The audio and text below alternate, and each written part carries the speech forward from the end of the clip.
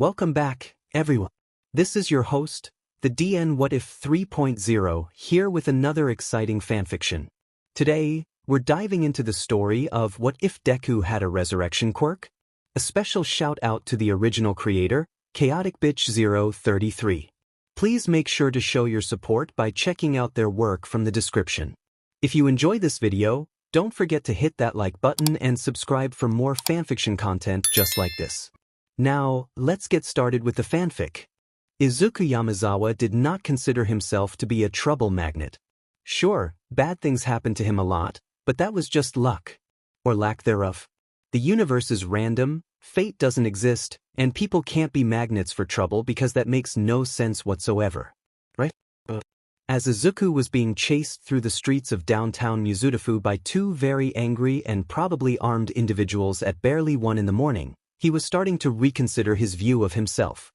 It started simply, they were out of milk. Izuku bolted awake in his darkened room, chest heaving for air, eyes frantically searching for Aizawa's injured form. They didn't have much time to get out before overhaul. Glow-in-the-dark star stickers flickered on the ceiling, a soft yellow gleam.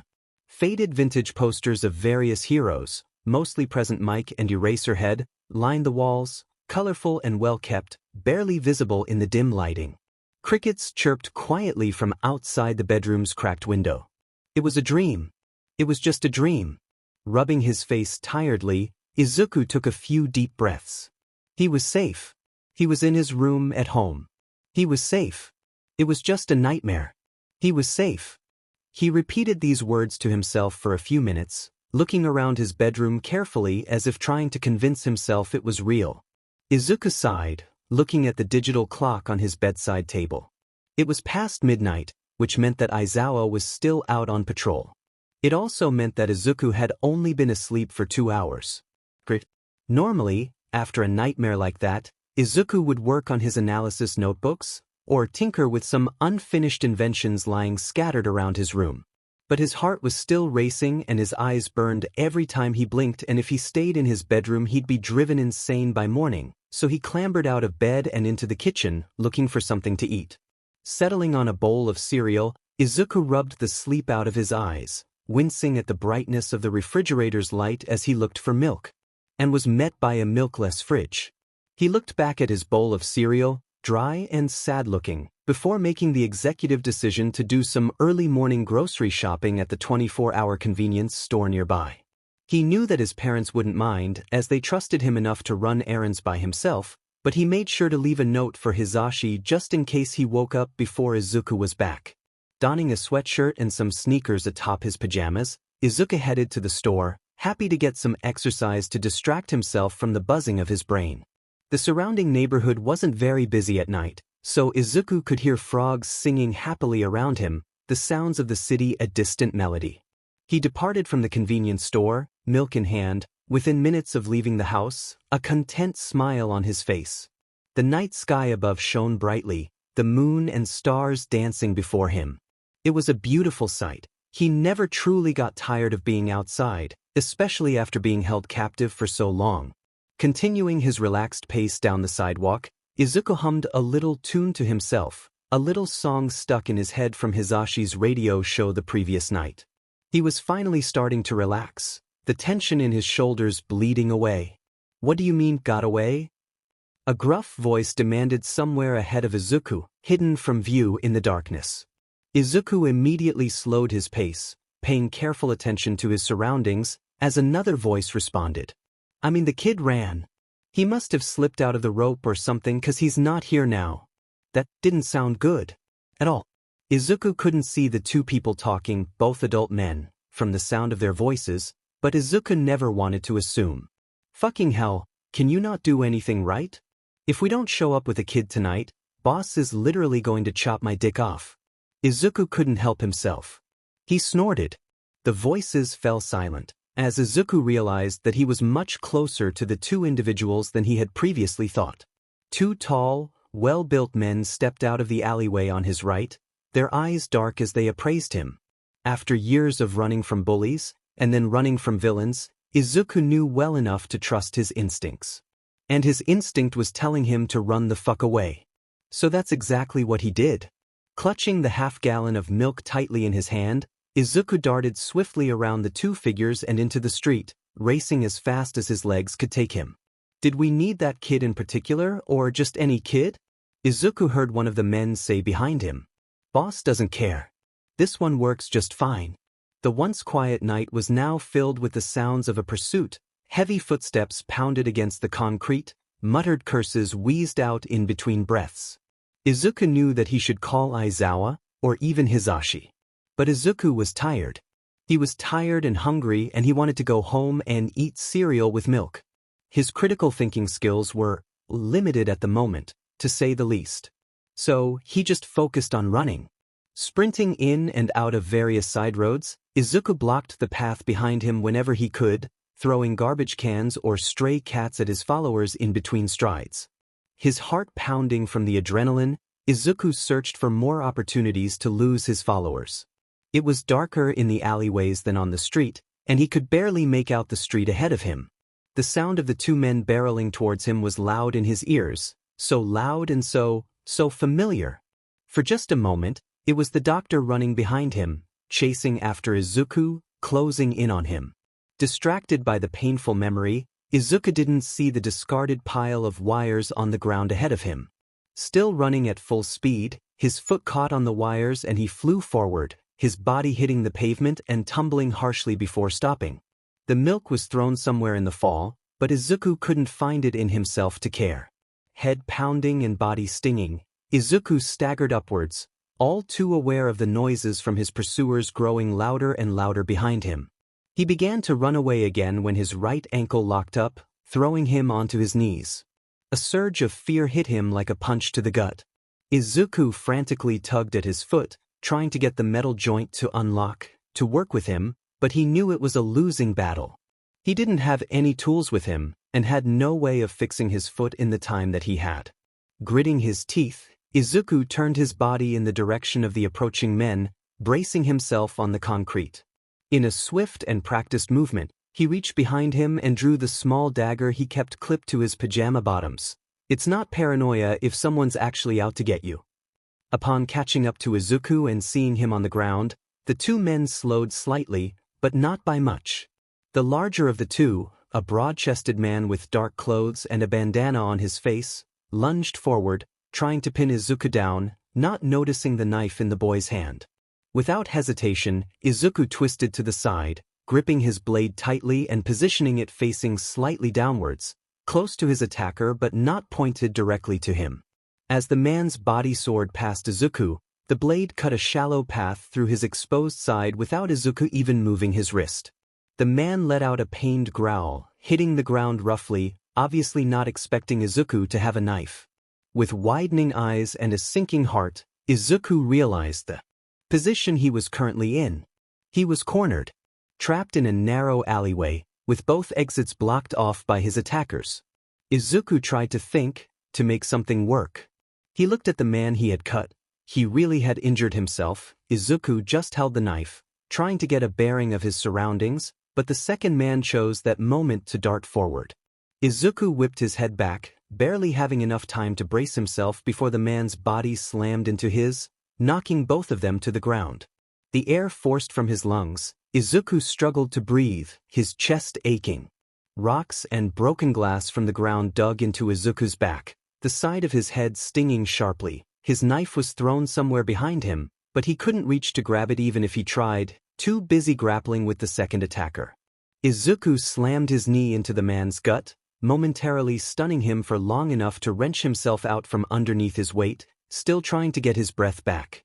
He tried to take a step forward, but his ankle was still locked, and the first attacker was closer than before, and Izuku just wanted a goddamn bowl of cereal with milk. Assessing the situation he was in, Izuku knew it wasn't looking good. The two men were quickly recovering from his attacks, and Izuku couldn't run. His knife was on the ground a few feet away, but it was blocked by the taller of the men at the moment. Great. Izuku's eyes flickered to the alleyway's contents. But trash trucks. By his foot was an abandoned beer bottle. He would have to make it work. With a resigned sigh, Izuku lifted his arms in the air, palms facing out. Look, I can't move. My foot hates me and I don't have any more weapons. I'll stop fighting, just don't try and knock me out, please. I already have a headache and I really don't need a concussion.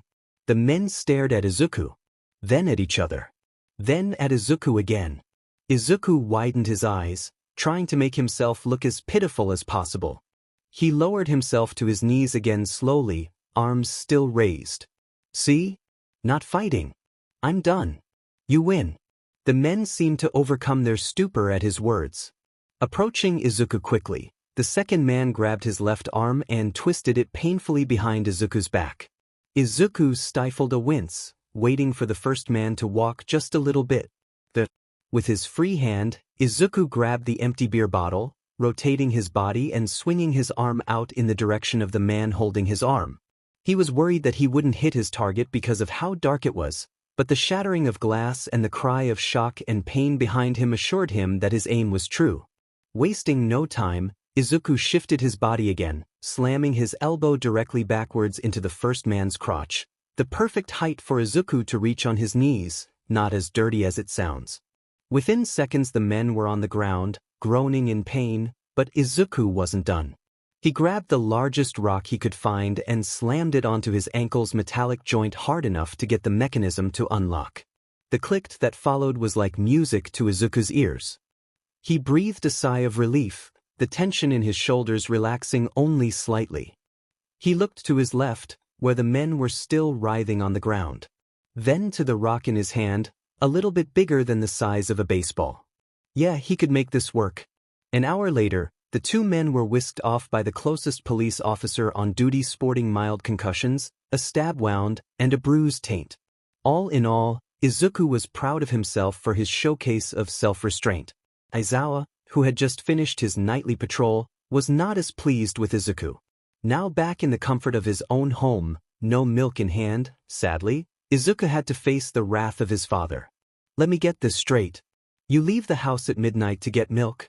Aizawa's tired voice was stern, and his gaze was cold. Yes, Izuku responded, unfazed by his dad's judgment. You get attacked by human traffickers? I mean, I think they were human traffickers. Maybe just normal kidnappers? Izuku tilts his head. Aizawa scowls. You managed to fight them off and get them arrested? Bingo! Izuku flashes a pair of finger guns in Aizawa's direction. Aizawa's scowl deepens. And not once, Aizawa activates Erasure now, and Izuku's sarcastic attitude begins to slip. Not once did you think to call me for backup? Glaring at Izuku, Aizawa's eye flashed scarlet, his hair floating threateningly around his face. I didn't. Izuku paused for a moment, his eyes dropping to his hands, still bloody and scratched from having fallen in the alleyway. He still could feel the terror in his veins, not of the men themselves, but of the possibility that he'd be taken away again. The crawling sensation of dread and anxiety and fear that had torn through Izuku when he realized that he was trapped. A heavy hand on his shoulder pulled Izuku out of his head. Looking up, his gaze met his dad's, no longer tinged with anger. All Izuku saw in Aizawa's eye was sadness. Kid, Aizawa's voice broke. Just please call me next time. Okay?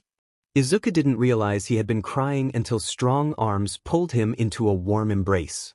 They stood like that in the dark living room until Aizawa pulled back, examining Izuku as best he could in the dim lighting. Let's get you checked up. Can't have you bloody on your first day of school. Aizawa sighed, patting Izuku once more on the shoulder before gently guiding him to the bathroom where they kept their first aid kit. Inwardly, Izuku groaned. He had forgotten that today was the first day of school. The clock in the hallway said it was barely 4 in the morning. If he were lucky, he'd get a solid hour of sleep in. As Aizawa helped him patch up a gash on his forehead and the skid marks on his hands and knees, Izuku made peace with drinking coffee instead. After all, he still had to pick up some milk from the store for breakfast. Actually, maybe he'd let Hisashi do that. That seemed like a better idea. Izuku started his first day of school like everyone else, finding which desk he sat at, meeting some new classmates, getting into a fight with his childhood friend-turned-bully, the works. Really, it was Bakugo's fault. Izuku had been having a rather pleasant morning. Since Izuku was the teacher's favorite and son, but that's irrelevant, he got to choose where he sat. Taking up residence in the seat closest to Aizawa's desk and conveniently right next to the window, easy escape path, Izuku prepared himself for his first day of normal school for the first time in almost 5 years. No other students had arrived yet, since Izuku got to school outrageously early due to both of his parents teaching there, but Izuku preferred it that way. Leaning back in his desk, he closed his eyes and listened. He could faintly hear teachers walking down the hall, preparing for the new school year. To his left, from the open window, birds were chirping their morning greetings. Izuku took a deep breath. He tried to savor times like these, where he could just sit and be content. He didn't think he would ever get tired of simply enjoying the feeling of the sun warming his face. Times where he could almost tune out the churning of his stomach or the nightmares that met him every time he closed his eyes. Almost. It was about another 20 minutes before the first of Izuku's classmates joined Izuku in classroom 1A. A tall boy with dark blue hair, winged eyebrows, and a righteously duteous disposition.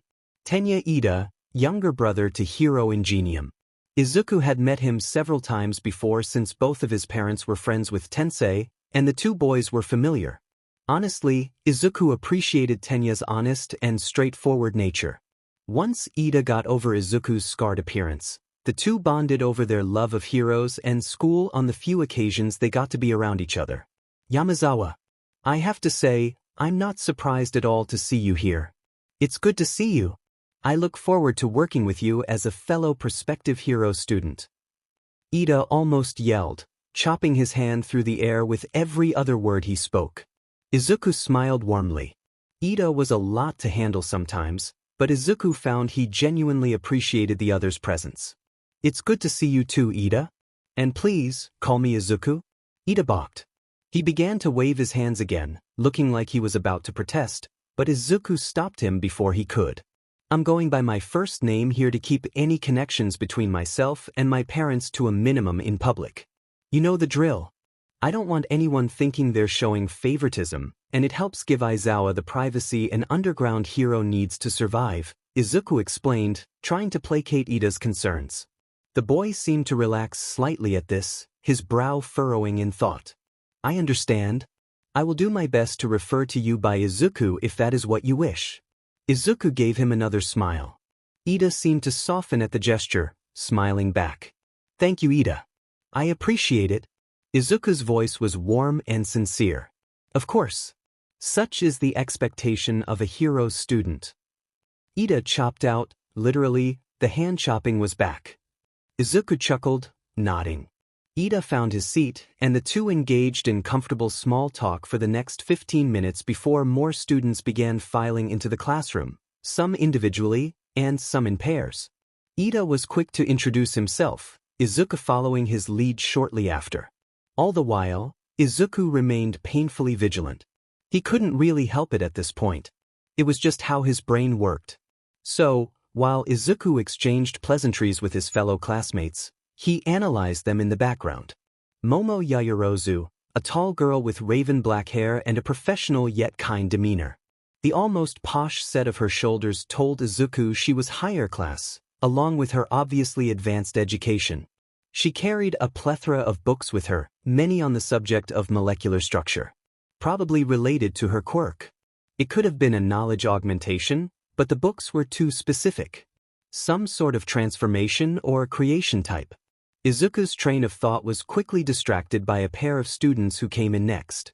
One had pink skin, unruly pink hair, and a set of horns. The other had blonde hair with a black lightning bolt pattern. They introduced themselves as Mina Ishido and Denki Kaminari.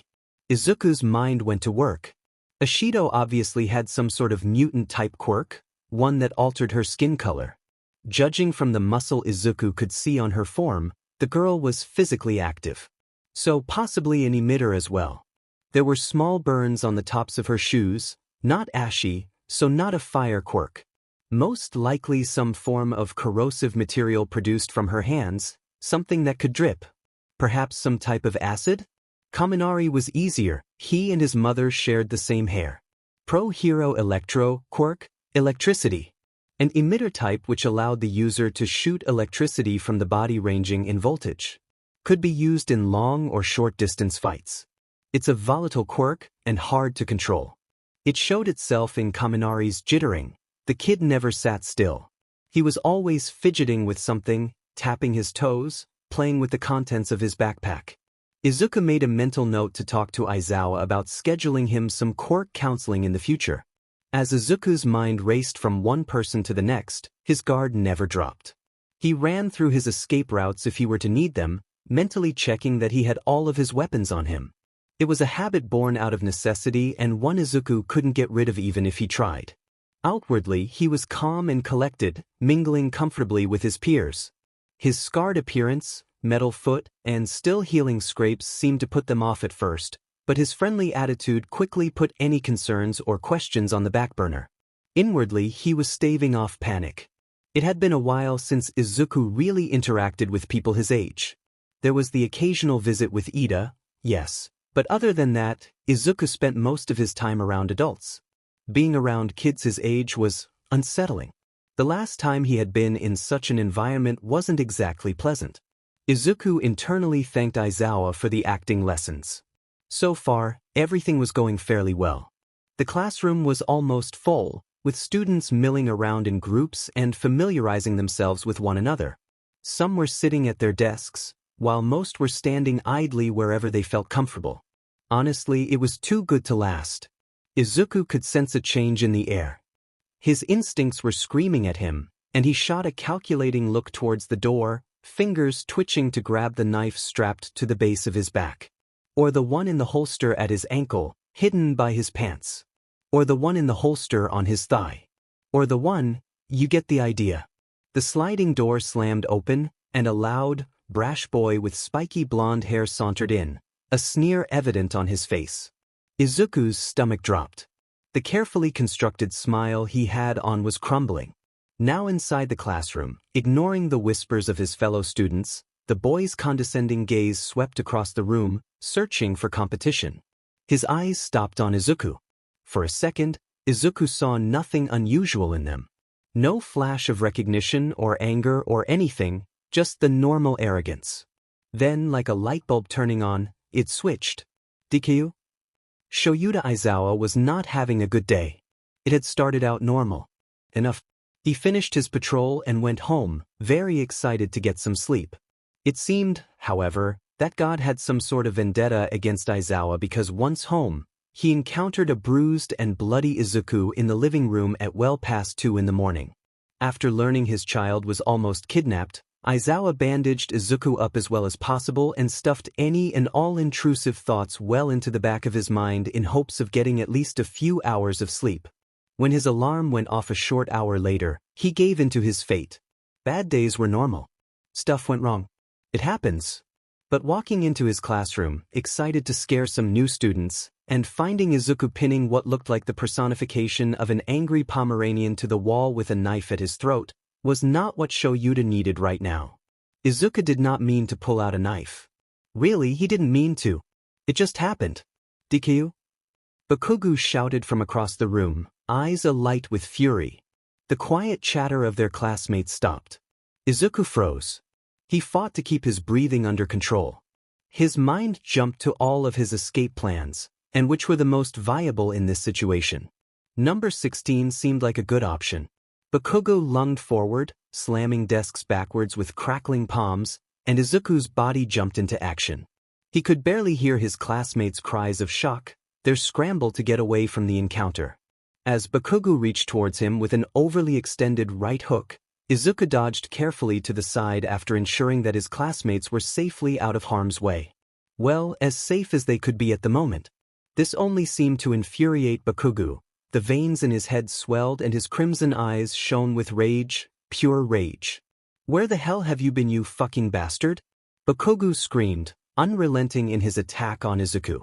This time, he extended his right hand towards Izuku, palm out and fingers clenched in a claw-like position. The beginnings of an explosion. The sight was so familiar, too familiar. Izuku fought back the urge to use erasure. Green eyes, slightly different shades, but as close as Izuku could find, met crimson for a brief moment, and Izuku saw many things. Anger, confusion, rage. He didn't expect to see fear. Growling, The boy threw his body forward in an attempt to take Izuku down. Izuku didn't even think about grabbing Bakugo's forearm and twisting his entire body, slamming him against the wall behind Izuku with ease. Instinctively, his hand had unclasped the knife that had been fastened to a strap hidden on his back underneath his school jacket. The blade was at Bakugo's throat in an instant. The room fell quiet. Bakugo's eyes widened in shock, his back pressed firmly against the wall. Izuku's hand was steady, unshaking. His eyes were sharp and calculating. Dangerous. Bakugo, nice to see you again. Can I let you go, or are you going to attack me again? Izuku's voice was calm and clear, his words clipped.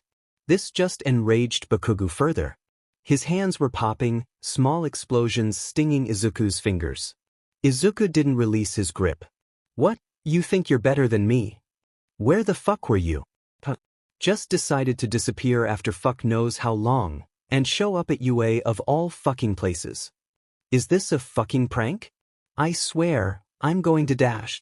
Eraser, good timing. I'd like a hand. Izuku cut Bakugo off without even turning his head, focus still pinpointed on holding his adversary back. He could hear Aizawa sigh, could hear the murmurs of confusion and fear amongst his classmates. Briefly, Izuku wished he had gone with escape number 16. Aizawa was quick to wrap Bakugo up in his capture weapon, erasure activated. Bakugo's explosions were promptly cut off, much to the angry boy's confusion.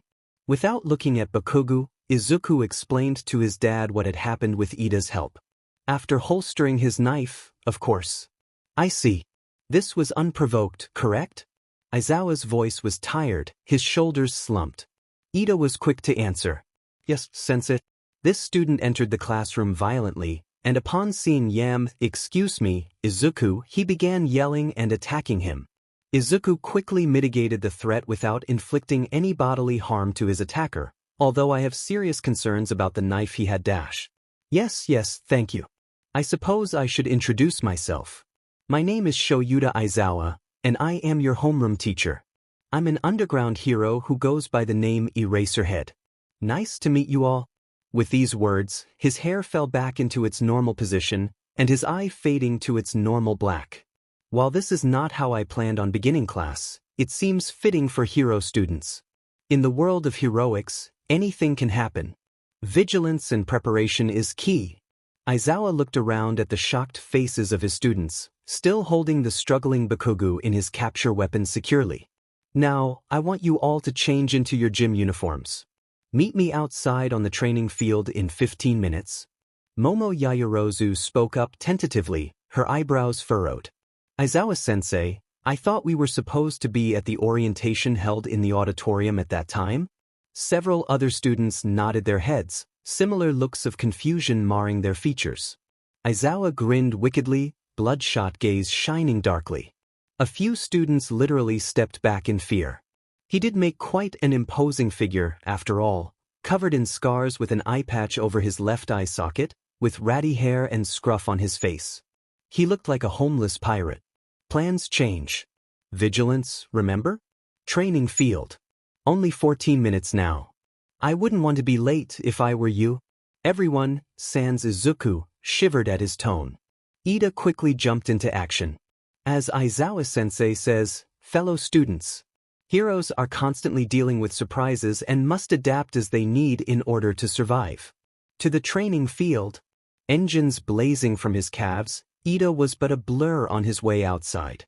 The other students followed, although much less enthusiastically, sparing glances and exchanging whispers about the three figures still in the classroom. Once everyone else was gone, Aizawa turned his gaze upon Bakugo. Immediately, the boy stopped his furious attempts at breaking out of Aizawa's scarf. Now tell me, Bakugo Katsuki, why I shouldn't expel you right now for attacking another student, Aizawa demanded, his voice harsh and unyielding. Bakugo gulped. Izuku sighed, turning to his father with a grimace. You can't expel him. Not yet, at least. He's just confused. Shut up, stupid Deku. I don't need you vouching for me. Bakugo was cut off once again, this time by Aizawa. If you finish that sentence, I will not hesitate to expel you and make sure you never make it into another hero school in Japan, Aizawa growled out, effectively silencing Bakugo. He turned back to Izuku, expectant. "I've told you about him. Remember Kakin?" Izuku mumbled, eyes turned to the ground. Aizawa just about strangled Bakugo right then and there. This was the kid who had practically tortured Izuku for his entire childhood? The one that haunted Izuku's nightmares for years, the reason why Izuku had panic attacks whenever he'd hear a firework, the reason why his kid had a burn mark in the shape of a hand on his shoulder and starburst scars littering his body? Outraged, Aizawa was about to tell Izuku that he'd let Bakugo off easy by giving him a 10-second head start, when he remembered a conversation they had around a year ago. "If I ever find this kid, I swear I'm going to rip him limb from limb," Aizawa had said to Izuku. It was the night that Izuku had finally told him where his other scars had come from. "I know, Aizawa. It's why I didn't give you his actual name. But you can't do that, he doesn't deserve that." Izuku's voice was soft, vulnerable. It calmed Aizawa down. He's a victim of a corrupt system. It doesn't make his actions right, doesn't excuse him in any way. He still hurt me. I don't forgive him for what he's done. But no one ever told him it was wrong. Hell, our teachers encouraged his behavior. Aizawa scowled darkly. The thought of such atrocities being directed towards anyone, let alone his kid, was enough to make the man rampage. Instead, he took a deep breath. He looked Izuku in the eyes. "Kid, you're too good for this world. Never forget that." Izuku flushed, wiping the tears from his cheeks. "Zot, that's not dash. No disputing facts, sorry. Now come on, let's go. You wanted me to show you how to use a staff, right?" The anger inside of Aizawa calmed slightly. He was still pissed off, but he supposed he would let the Bakugo kid live. Aizawa fixed him with a scathing look for a moment, before turning once more to Izuku. He sighed, and his voice was softer when he spoke. "Look, kid, the call is yours to make. He physically and verbally attacked you. If you want me to, I can expel him." Izuku met his gaze, his eyes glinting in determination. "Don't please. Detention, sure, but don't expel him right now. He has potential, and with you as a teacher," Izuku spoke quietly, his voice full of vulnerability. Aizawa could tell they would be having a long talk later, but he knew what the kid meant. Unfortunately. Aizawa sighed again. "Fine. Go catch up with your class. You still have time to change." Izuku nodded, pausing slightly before turning his attention to Katsuki. "Bakugo, if you want to talk, you can meet me after school." Bakugo seemed like he wanted to protest, but Izuku was gone before he could open his mouth. Then it was just Aizawa and Bakugo. Swiftly, Aizawa lowered Bakugo to the ground and released him from his capture weapon's hold. Bakugo grumbled a little, but made no move to attack him or run after Izuku. He shoved his hands into his pockets and stared furiously at the ground, almost like a small child. Aizawa could already feel the headache forming. "Bakugo," Aizawa snapped, his voice sharp and demanding. Katsuki's head whipped upwards, his eyes wide. "You'll have detention for the next 3 weeks. If I see you so much as raise a finger against another student, you'll be out of this school before you can blink. Got it?" Aizawa's soft-ish demeanor with Izuku was long gone. He stared Bakugo down, watching his tense muscles, his clenched fists. After a moment, Bakugo nodded, although he didn't look very happy about it. It was a start, at least. Squinting at him momentarily, Aizawa finally relaxed his shoulders. His threatening aura dimmed slightly. "Good. Now move it. You have less than 10 minutes to change." Watching Bakugo stomp out of his classroom, Aizawa fought the urge to crawl into his sleeping bag and never wake up. He had a class to teach. And oh, what a class it was already turning out to be. The Quirk assessment test was interesting, to say the least. The rest of the class kept staring at Izuku and Bakugo, whispering about the fight they had witnessed, before Bakugo snapped and yelled at them for being stupid, mindless extras who can't mind their own business. The whispering stopped after that, although a few people were still giving Izuku some fearful glances.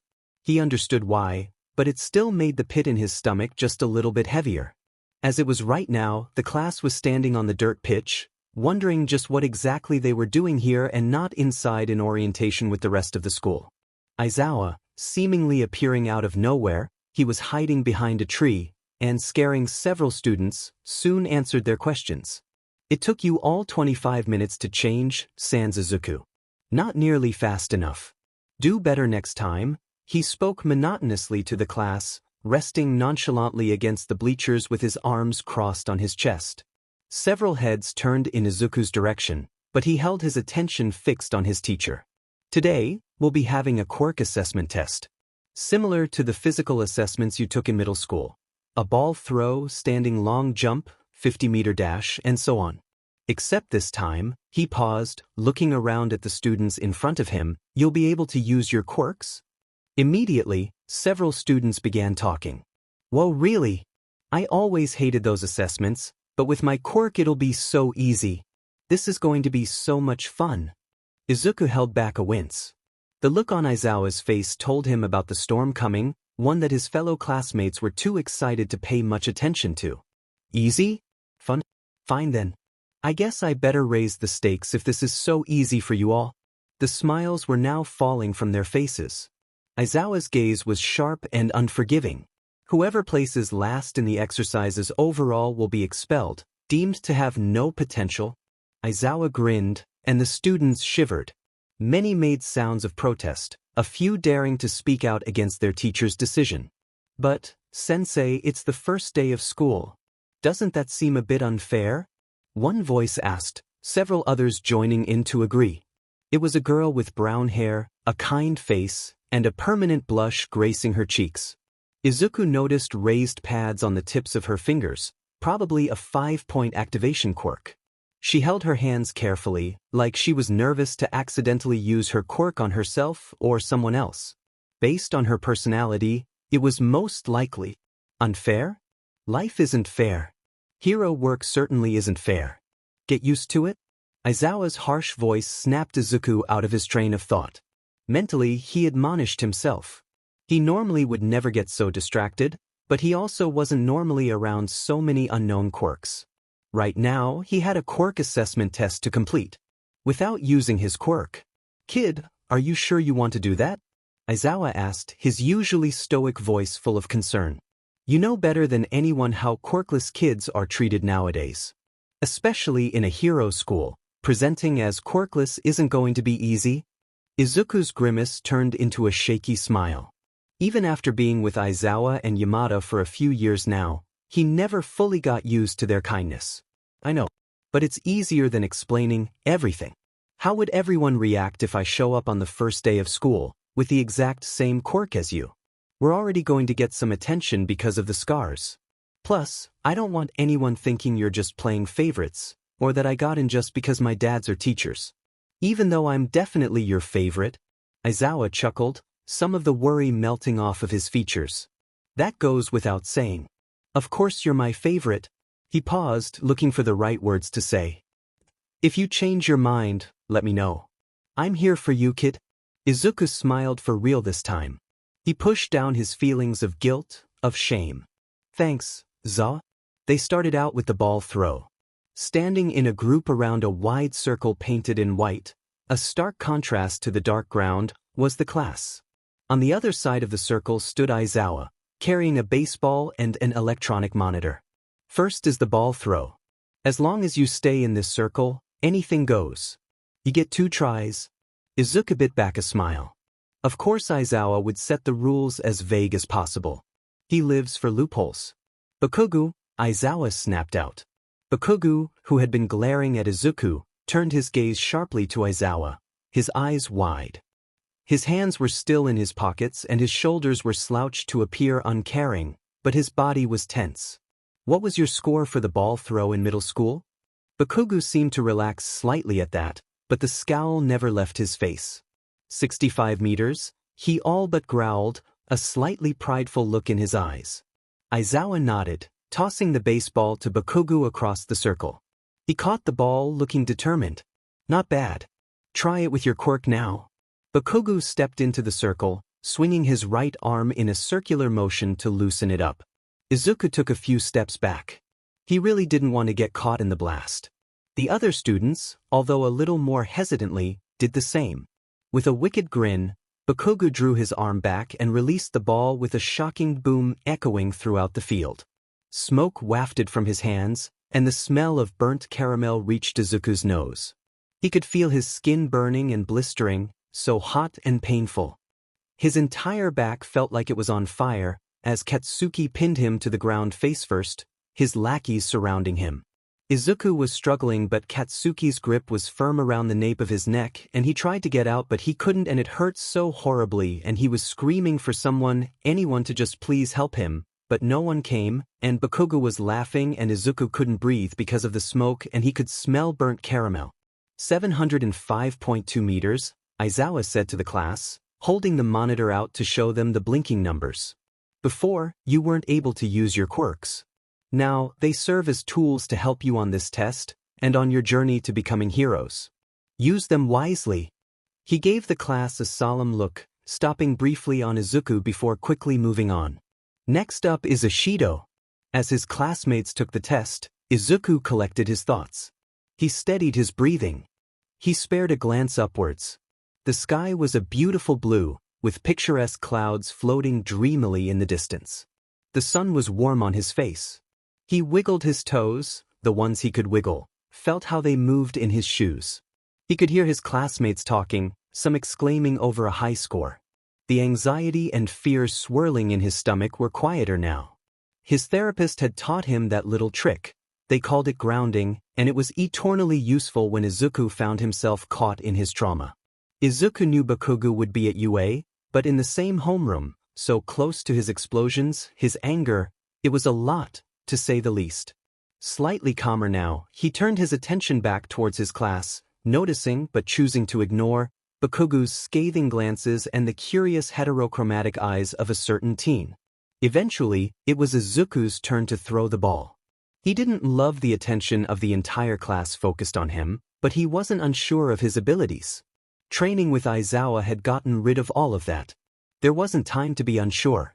So, Izuku stepped into the circle, his shoulders set firmly, and his head held high. He turned a knowing look onto his teacher, trying again not to smile. "Excuse me, Aizawa-sensei?" he asked, biting back a smirk at how ridiculous it felt to call Zoa that. "What is it?" Aizawa drawled, his voice entirely bland and unassuming. The light in his eye told a different story. "You said that anything goes as long as I remain in the circle, correct?" He was met with a nod. This time, Izuku didn't fight the smile on his face. "Then, could I please borrow your capture weapon?" His tone was innocent, and his smile sincere. Several of his classmates gasped, murmuring amongst themselves in surprise. Izuku swore he could hear the words quirkless and crazy thrown around, but he ignored them. Aizawa grinned, a smile that would surely put the Cheshire Cat to shame. Carefully, he removed the scarf from around his neck and handed it to Izuku. If anyone else were to try this, they would fail miserably. Since this was Izuku, however, things went differently. Izuku was very familiar with Aizawa's capture weapon. He had trained with it for the past 3 years, working it into his combat along with a variety of other weapons. The blend of carbon fiber and metal alloy was what allowed the scarf to bend, twist, and contract, but the real kicker was that the scarf was woven with pieces of Aizawa's hair. The DNA in the scarf allowed him and only him to use it successfully. Or, people with his DNA. Izuku literally had the man's eye. Safe to say, the scarf reacted with his movements. It took years to master, but by now Izuku was plenty skilled in working with the weapon. Taking the scarf and wrapping it around his neck, Izuku felt the familiar tingling sensation in his brain. More gasps from behind him, louder this time. Izuku grinned. The white strands of material flew gracefully around his head, waiting for his commands. He reached out with the scarf to grab the baseball. Taking a deep breath, he drew the scarf back as far as he possibly could and launched the ball in the air, almost like a slingshot. The ball flew into the sky, disappearing in the distance. Aizawa showed the class the monitor, teeth still bared in a grin. 1,087 meters. Izuku let the scarf fall limp, returning it to Aizawa with a bow and a quick thank you. Returning back to join his class, several students swarmed him. "That was so cool. How did you even do that?" One of them asked. It was the one with the electricity quirk, Kaminari. He was smiling at Izuku, his eyes wide in surprise and admiration. "Seriously, that was some pretty manly stuff. You have to show me some moves sometime, another said. This one was Kirishima, Izuku remembered. He was the boy with the spiky red hair who was obsessed with masculinity, for some reason. Wow, that was really awesome, Deku. The brown-haired girl from earlier cried out. Izuku froze, the smile dropping from his face. My name is Izuku. Deku is actually an insult, and I would prefer it if you didn't call me that. His words were clipped, his eyes guarded. Immediately, the girl started waving her arms, flushing in embarrassment. I'm so sorry, I didn't know. It's just that the other kid called you that, so I just assumed it was your name. I really didn't mean any harm.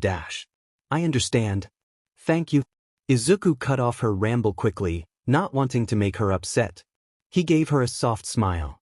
She relaxed at that, and Izuku turned back to the two boys who were standing beside him. Thank you, Kaminari. I've trained with weapons like that before, so I knew how to use one. And Kirishima, was it? I can definitely show you some moves sometime. The two boys grinned, and Izuku smiled back. Aizawa cleared his throat. If you're all done with social hour, I'd like to continue. The class fell silent under Aizawa's calculating gaze. Izuku fought the urge to roll his eyes. He forgot how much of a hard-ass Aizawa liked to make himself seem like. If he were really that strict, he would have cut off their conversation much earlier. In reality, Izuku knew that the man had allowed them to talk. It was nice of him, especially because it gave Izuku the chance to make some friends. The Quirk assessment test went by fairly quickly. After everything, Izuku finished 5th in the class, much to Bakugo's infuriation. Toru Hagakure, the girl with an invisibility quirk, placed last. Although he couldn't see her, Izuku was fairly certain that he could hear sniffling. Before he could comfort her, Aizawa stepped in. No one is being expelled. It was a logical ruse to bring out everyone's full potential, he said with a wicked grin. Hagakure collapsed to the ground with a thankful sigh, radiating relief. The others in the class relaxed slightly, some claiming it was obviously fake, some talking about how mean it was. Izuku was just trying to avoid Bakugo's glares. It didn't help that he was already getting some odd looks because of his appearance. He took a deep breath. Next was Foundational Hero Studies. How bad could it be? Apparently very bad. As he returned to the classroom before the start of the period, Izuku remembered a teeny, tiny detail. All Might was teaching Foundational Hero Studies. You know, the #1 hero? The one that Izuku had idolized for most of his life? The one who had told Izuku that he couldn't become a hero? Yeah, that one. The door to the classroom slammed open with a bang. I am entering the room like a normal person. Most of Class 1A jumped out of their seats with a surprised cry of All Might. Izuku stayed sitting. Still, he didn't avert his gaze when All Might looked around the class, appraising the new hero students. His eyes stopped on Izuku for a moment, and Izuku was sure he saw All Might's signature smile twitch slightly before the hero moved on. Good afternoon, future heroes. I am your Foundational Hero Studies teacher. Today, we're going to be doing a battle simulation in ground beta. Suit up in your hero costumes and meet me there. All Might's voice was loud and booming, and it wasn't helping the growing pit in Izuku's stomach. Before the hero could sprint out the room, Yaoyorozu raised her hand politely. All Might Sensei? We don't have our hero costumes yet. Inwardly, Izuku scoffed. Maybe this wouldn't be so bad after all. Watching All Might fuck up was entertaining. All Might gulped, a bead of sweat dripping down his face before hitting the class with another signature grin. Of course. Thank you, young lady, for reminding me. Inside one of the pockets of his costume, All Might pulled out a small remote control. Pushing the button, the far wall of the classroom opened up, revealing 20 silver cases embedded in special pockets, all labeled correspondingly from 1 to 20. Really, the whole thing was rather unnecessary in Izuku's opinion, but he was no stranger to Nedzu's love of theatrics by now. I'll be waiting in ground beta for you all. With that, All Might sped out the room without another word. The entire class turned to each other, eyes wide, and began talking about having All Might as a teacher while retrieving their costume cases from the wall. It didn't take long for everyone to find their cases and move to the locker rooms. Unfortunately, There were no single stall changing rooms here, so Izuku trudged his way into the boys' locker room with a grimace. His plan was to get in, get changed, and get out. It was a good plan in theory. But upon tugging his shirt off and beginning to put on his hero costume, he heard several gasps. Kirishima stepped forward, a concerned look on his face. Dude, are you okay? That's a lot of scars."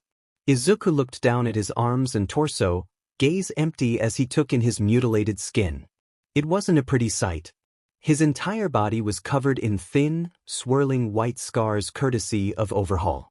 The jagged scars circling each of his fingers at the joints and his right upper arm were thicker than those, more raised. Izuku had faint burn scars all over his hands and forearms, as well as some oddly shaped starburst scars on his upper torso and back. On his shoulder was a burn scar that looked eerily similar to a handprint. Practically none of his skin was smooth or unblemished. He ran a few fingers lightly over his arm, feeling the raised flesh of the scars. Izuku tried not to think about how he got them. The other boys had all stopped changing, now staring at Izuku with a variety of expressions. Most were concerned. Bakugo's was furious and slightly guilty. Todoroki looked calm as usual, but the tightness in his shoulders gave him away. Ida was quick to jump in between the prying eyes and Izuku, his arms chopping fervently. "That is entirely inappropriate.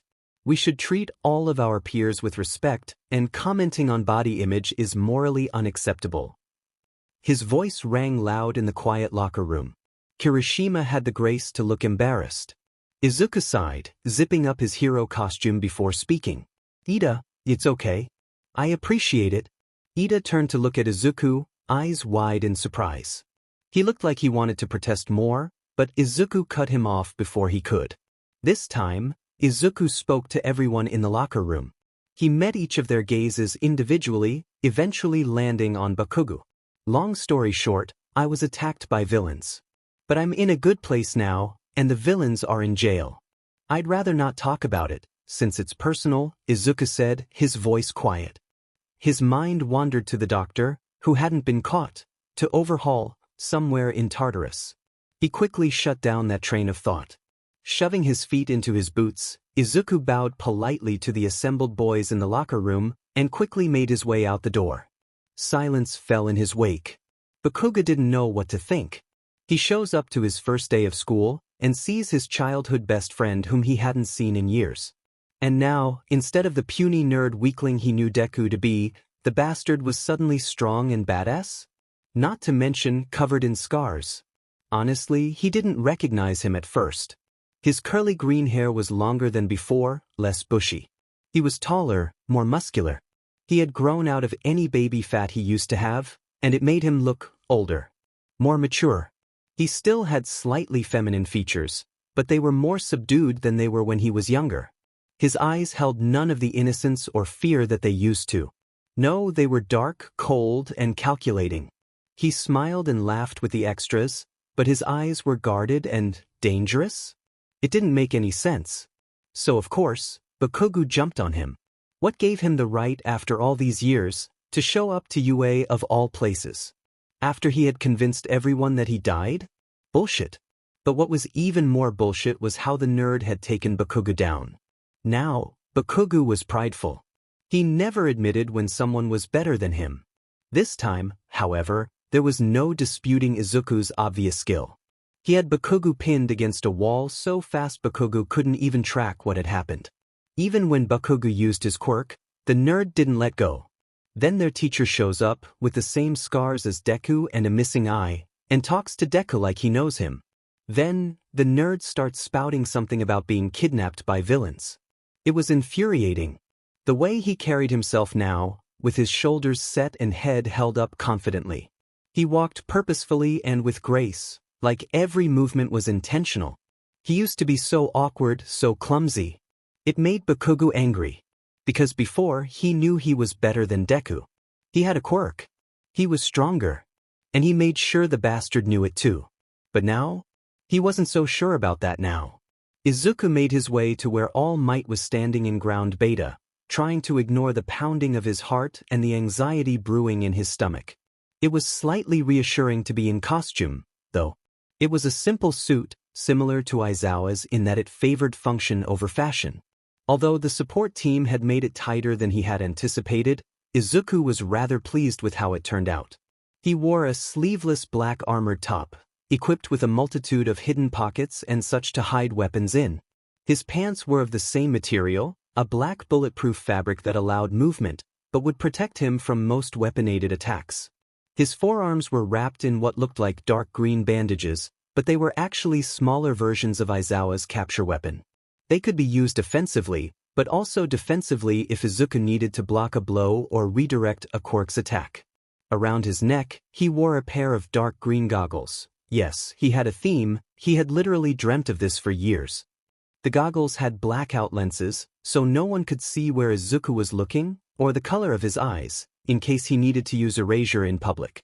They also had built-in eye misters, something Izuku himself had created. Then came the shoes. Izuku's right foot was metal, thanks to overhaul. It was a solid hunk of aluminum welded to a delicately crafted and surprisingly durable joint that connected his flesh to the metal. The engineer who made it had a quirk that allowed her to fuse metal to any living being, so the artificial limb was actually attached to Izuku. He couldn't feel it and couldn't control his toes or ankle at will, but the metallic joint allows for smooth movement during walking or running, even if it locked up sometimes. Gave him some pretty killer kicks too. But shoes were a little more difficult. Since the foot was a little clunky, and the joint was hard to manage, he had to have his shoes custom made. By that, he means he designed them himself. It took almost a year before he got the fit just right. Currently, he's sporting a pair of black, knee-high combat boots with steel toes. His right boot was slightly bigger and less constricting to allow for functional joint movement, while the left was normal. Pair that with some leather gloves and a utility belt housing a multitude of definitely not illegal weapons, and Izuku was set. With a few more surprises, of course. Overall, Izuku made quite an imposing figure. The rest of the class gathered in a semicircle around the number 1 hero, all dressed in their hero costumes. Some were bright and garish, while some were slightly less vibrant. Izuku observed them all closely, his mind racing as he took in all of the new weapons and equipment. All Might's voice ripped him out of his thoughts. "Ah, looking good. As they say, the clothes make the man. Or hero in this case." His wide smile and jovial tone got some cheers, but Izuku remained quiet. "Today, we'll be conducting a battle trial. This will mimic a real-life villain scenario, and test your skills on the field as prospective heroes." With that, several voices broke out at once. "Isn't it too early to be doing that? We don't really have any actual training. All Might Sensei, shouldn't we work on basic combat before villain fights? Doesn't my cape look fabulous?" Izuku chuckled, looking at Aoyama, who was brandishing his shiny purple cape. "I love the color. Definitely fabulous in my book," he said, smiling kindly. Aoyama flushed and gave a grin back before All Might's voice rang out again. Yes, I know you all have your concerns. But rarely are heroes ever fully prepared in the line of duty. You will all be paired up and divided into categories, hero and villain. The simulation is as follows. The villain teams are tasked with hiding this bomb at this. He pointed to a paper-mache bomb, which looked like a 5-foot-tall rocket ship in Izuku's opinion, in a building on the field. The hero team has 10 minutes to either apprehend the villains with capture tape, or secure the bomb by touching it. Any questions? Several hands raised in the air. Great. Now, time to sort you all into groups? Izuku snorted. This was kind of hilarious. Except you, my Yamazawa. I'd ask that you sit this one out for now. They may be less hilarious. Izuku could feel a headache coming on. Why would that be, All Might Sensei? Izuku asked, his voice ringing loud in the now silent group. Everyone was looking between him and All Might, watching their exchange with curious eyes. The corner of All Might's mouth twitched slightly, and his eyes darted around the assembled students. Perhaps we could talk about this privately, he started, before getting cut off by Izuku. Do you not want me to participate because I'm quirkless? Izuku's voice was cold, sharp. A few students gasped. Everyone watching shivered, feeling a sudden chill in the air. All Might gulped. Well, I simply think that With all due respect, Sensei, I am more than capable of participating in this simulation, Quirk or no. If you'd like to officially request to suspend me, I recommend you talk to Nedzu. Although, I don't think he would take kindly to the student he's been teaching for the past few years getting discriminated against for something so outrageous. The room was silent. Most of the students stared at Izuku in shock, surprised at how he spoke to the number one hero. Some balked at his quirklessness status, before remembering how easily he had taken Bakugo down that very morning. A few marveled at how he was Nedzu's personal student. Really, there was a lot to unpack. Izuku let the uncomfortable silence sit for a moment before continuing. Now, All Might Sensei, I think you were just about to announce the teams for the exercise. Right? All Might's grin wavered. He met Izuku's calculating gaze. No, that was the wrong word. Threatening. Izuku's eyes were dangerous. He remembered how the child had known of his identity. Swallowing thickly, All Might caved.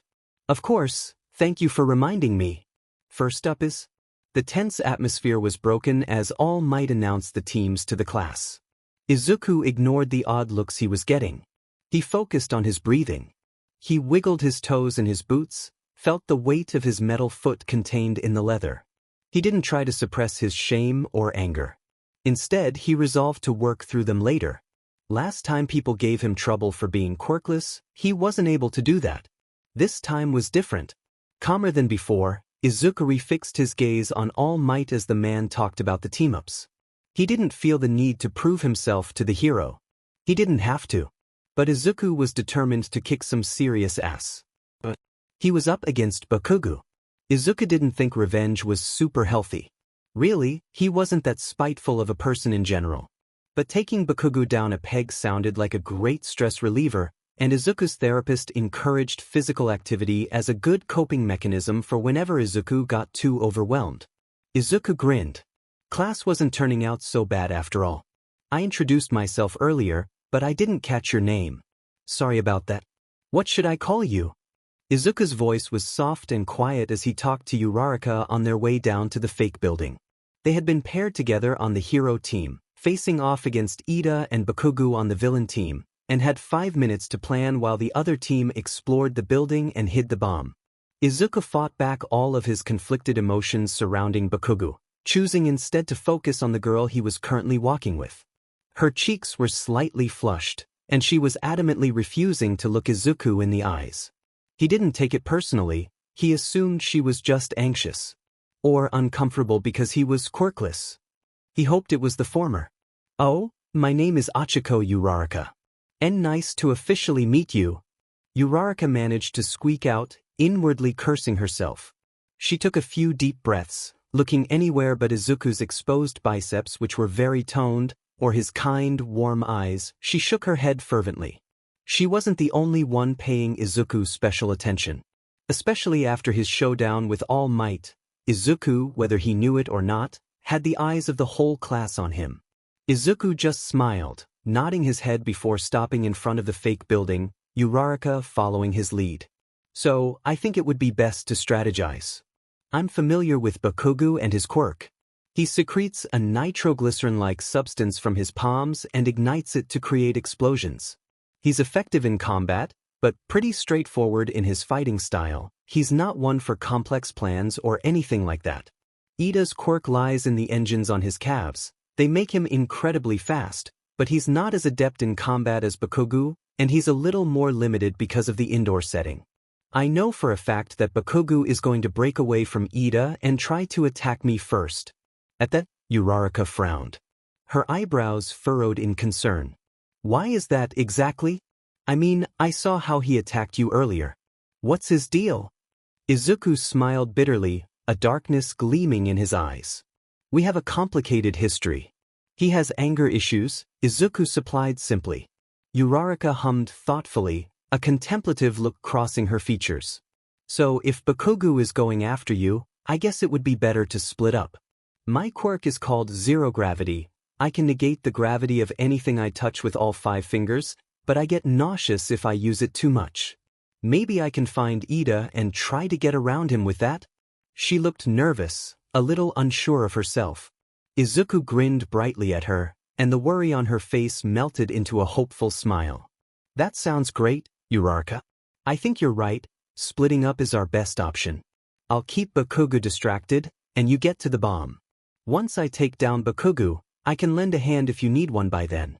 As long as we stay communicating, we're already a step ahead of them.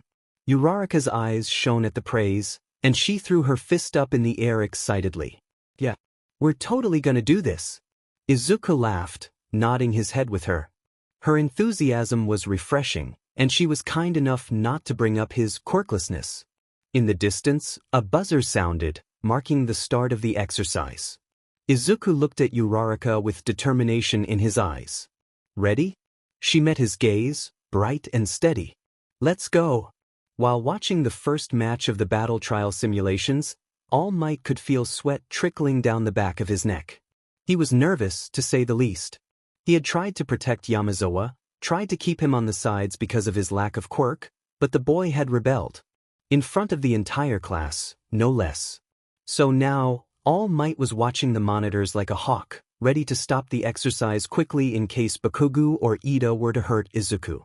Some of the students behind him could be heard exchanging worried whispers. The phrase, quirkless, was thrown around several times. All Might couldn't help but feel like he should have tried harder to keep the boy out of the trial. What would happen when the kid gets defeated? When he gets hurt? The field of heroics wasn't meant for the incapable.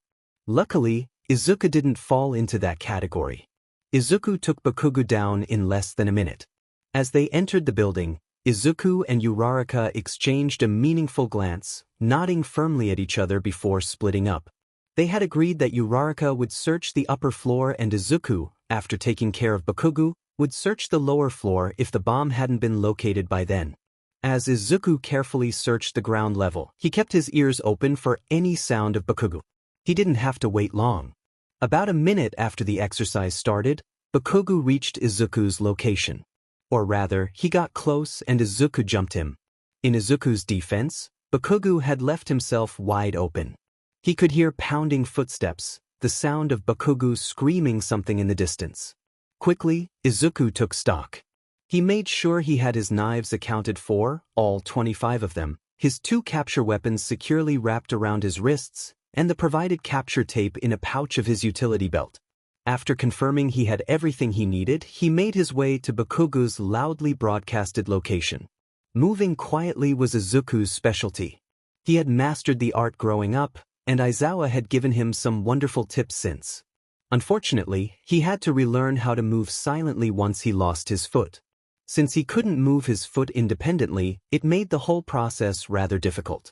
Before, he stepped with his toes first, then his heel. He didn't have the luxury now. So, when designing his shoes, he pulled out all the stops. Every pair of shoes he owned had special inserts on the soles that basically silenced his footsteps. It was a mixture of high-grade felt, leather, and plastic. The fabric made the impact quieter, while the leather and plastic provided the support necessary for traction. It wasn't foolproof, but as long as he wasn't stomping around it worked rather well. Which is why he was able to sneak up behind Bakugo so easily. As Bakugo stormed down the hallway, his hands sparking, Izuku approached quietly from behind. He had a small dagger, dulled down for school use, clutched loosely in his right hand, but he didn't think he would need it. Moving quickly, Izuku darted forward. Bakugo didn't see him coming. Izuku flew towards Bakugo's back and kicked out his left foot deftly, connecting with the back of Bakugo's leg. Bakugo's knee hit the ground. With a cry of rage, he twisted his torso back, arm outstretched to explode his attacker, but Izuku was already in front of him. Izuku's capture weapon unwrapped from his wrist and within moments was secured tightly around Bakugo's extended arm at the elbow. It wasn't hard for Izuku to yank the fabric towards himself. Bakugo's head whipped around as his body lurched forward, and he was about to make a huge explosion, regardless of his own proximity, but Izuku never gave him the chance. Still gripping the capture weapon tightly, Izuku slammed his armored knee into Bakugo's stomach. Bakugo made a choked noise of pain, his eyes wide in disbelief. Having stunned his opponent, Izuku quickly unwrapped his second capture weapon. Darting behind Bakugo once more, pulling the boy's arm with him, he enclosed Bakugo's free elbow in forest green fabric and tugged. Working swiftly, Izuku transferred his hold on the weapon to his left hand, removing the capture tape from his belt with his right. Within seconds he had Bakugo's arms taped tightly behind the boy's back, carefully avoiding his gauntlets. It was then that Bakugo had regained his breath from the knee to his gut, and his palms began exploding furiously. "Fucking do you fight me like a real man? You know, that's what some would call toxic masculinity," Izuku called, his voice taunting. Aizawa's sarcasm had long since rubbed off on him, and it liked to show itself in battle against volatile opponents. He was met by an angry growl and some choice words. Izuku quickly wrapped his arms once more in his dual capture weapons, not able to avoid Bakugo's frantic explosions completely. He could feel the familiar sting of a burn on his forearms, and quickly moved back in front of Bakugo to avoid the blasts. Growling, Bakugo kicked out harshly towards Izuku. Izuku stepped to the side, grabbing Bakugo's extended ankle with his right hand and holding on tight. The hallway was beginning to fill up with smoke, and Izuku made a mental note to get a pair of earplugs for his hero costume, as Bakugo's quirk, and his screaming, was far from quiet. For a moment, the pair made eye contact. Bakugo's gaze was absolutely furious. Izuku's was calm, collected. It only enraged Bakugo further. He kicked out his other foot violently, which Izuku grabbed at the ankle. Securing them momentarily with his capture weapon, it was easy for Izuku to wrap Bakugo's ankles in the capture tape. All the while, Bakugo was making his opinions known loudly. "Bastard, I'll fucking kill you." At that, Izuku literally laughed out loud. It shocked Bakugo so much he stopped using his quirk to stare at Izuku, unable to attack since his arms and legs were securely wrapped in the capture tape. Izuku looked at Bakugo, head tilted slightly to the side and face twisted into an expression of sick amusement. He knelt down in front of Bakugo, leaning towards him. "Try your best, Bakugo, but I don't stay dead for long. Trust me, I've been there." His words were barely a whisper, and his eyes were pinned on Bakugo. For a second he let his carefree attitude drop. His face was serious, his gaze sharp. Bakugo was stunned. Looking into Izuku's eyes, at the way the boy held himself, he almost forgot how to breathe. He wasn't scared. Of course not. The great Bakugo Katsuki would never be scared of anyone or anything, much less of quirkless Deku. But as Izuku walked away, his footsteps quiet, Bakugo felt the tightness in his chest recede. He wanted to yell, to scream at Izuku to come back here and fight him properly this time, but he couldn't find his voice. The hallway was silent. Bakugo was alone, arms bound behind his back and feet taped together in front of him. "Bakugo of the villain team has been captured." All Might's voice rang loudly in Bakugo's earpiece. Bakugo couldn't find it in himself to care. He was thinking about what Deku had said. "Trust me, I've been there." Bakugo tried to ignore the sinking feeling in his stomach. He should be angry. Furious, even. He should be upset that he lost to Deku of all people. In time he would be. But right now, he was wondering what the hell had happened in the last few years. Because a villain attack didn't explain whatever the fuck that was. No, it was something more. And Deku's eyes, up close, they almost looked different? Just what the hell had happened to him since middle school? The rest of the trial went by fairly quickly. After dealing with Bakugo, Izuku made his way to where Uraraka had guided him through the headsets. Upon getting there, Izuku distracted Ida while Uraraka floated around him and secured the bomb. No one got majorly injured, just a few bruises and some minor burns. The other trials weren't as seamless, to say the least. Todoroki froze an entire building. Kaminari fried his brain and turned into a literal himbo. Hagakure was apparently naked the entire time, to Izuku's immense confusion and concern. He spoke to her after class about talking to the support department for an actual costume, since they could make one out of her DNA that wouldn't impede her abilities while still keeping her protected. She was embarrassed but very grateful. Other than Kaminari, only Mineta had to go to see Recovery Girl in the infirmary after class. He wasn't injured during the battle trial or anything. Izuku saw him trying to grope Yaoyorozu and accidentally tazzed him. Really a shame. Before long, Izuku's first day at UA was over.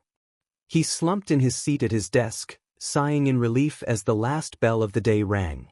Honestly, Izuku was tired. He couldn't wait to go home and crash, and was about to take an impromptu nap in the classroom before Uraraka and Ida approached him, bags in hand. Hey, Izuku. We were going to the train station and wondered if you wanted to join us. Izuku perked up slightly before he saw Bakugo in the corner of the room, propped against the wall with his arms crossed and a scowl on his face. Izuku tried not to groan. Sorry, Uraraka, I can't today. But I'd love to join you two tomorrow. He flashed the pair a smile, and after some goodbyes, watched as they joined the rest of the class in leaving the room. It wasn't long before the room emptied, and only Bakugo, Izuku, and Aizawa remained. Aizawa stood up from his desk, eyeing the two teenagers left in his room. His gaze stopped on Bakugo. If looks could kill, Bakugo would be 6 feet under by now. I'll be right outside the door to give you two some privacy, he grumbled, his words clipped. If I hear you so much as touching Izuku, I will not hesitate to kick you out of this school myself. Bakugo rolled his eyes, but nodded nevertheless. Aizawa's gaze turned to Izuku. Kid, I know you can handle yourself. Still, if you need help burying a body, let me know. At this, Bakugo's eyes widened. Even more so when Izuku responded, stone-faced. Thanks, Zawa. I'll keep that in mind. Realistically, Bakugo knew they were probably joking. No one was laughing. He made sure to watch Aizawa closely as the man left the room, sliding the door shut firmly behind him. With a sigh, Izuku turned towards Bakugo, still in his seat. Bakugo realized just how pale and tired Izuku looked, especially now that he wasn't surrounded by all those stupid extras. I suggest you sit down. This might take a while. Bakugo rolled his eyes again, but took a seat at the closest desk he could find. The classroom was silent. The only noise that could be heard was the faint swaying of leaves from the open window and the chattering of students in the hall. Izuku and Bakugo stared at each other for a moment, before Bakugo spoke up. Spill. What the fuck actually happened to you? His voice was harsh, but he wasn't yelling. Izuku took a deep breath.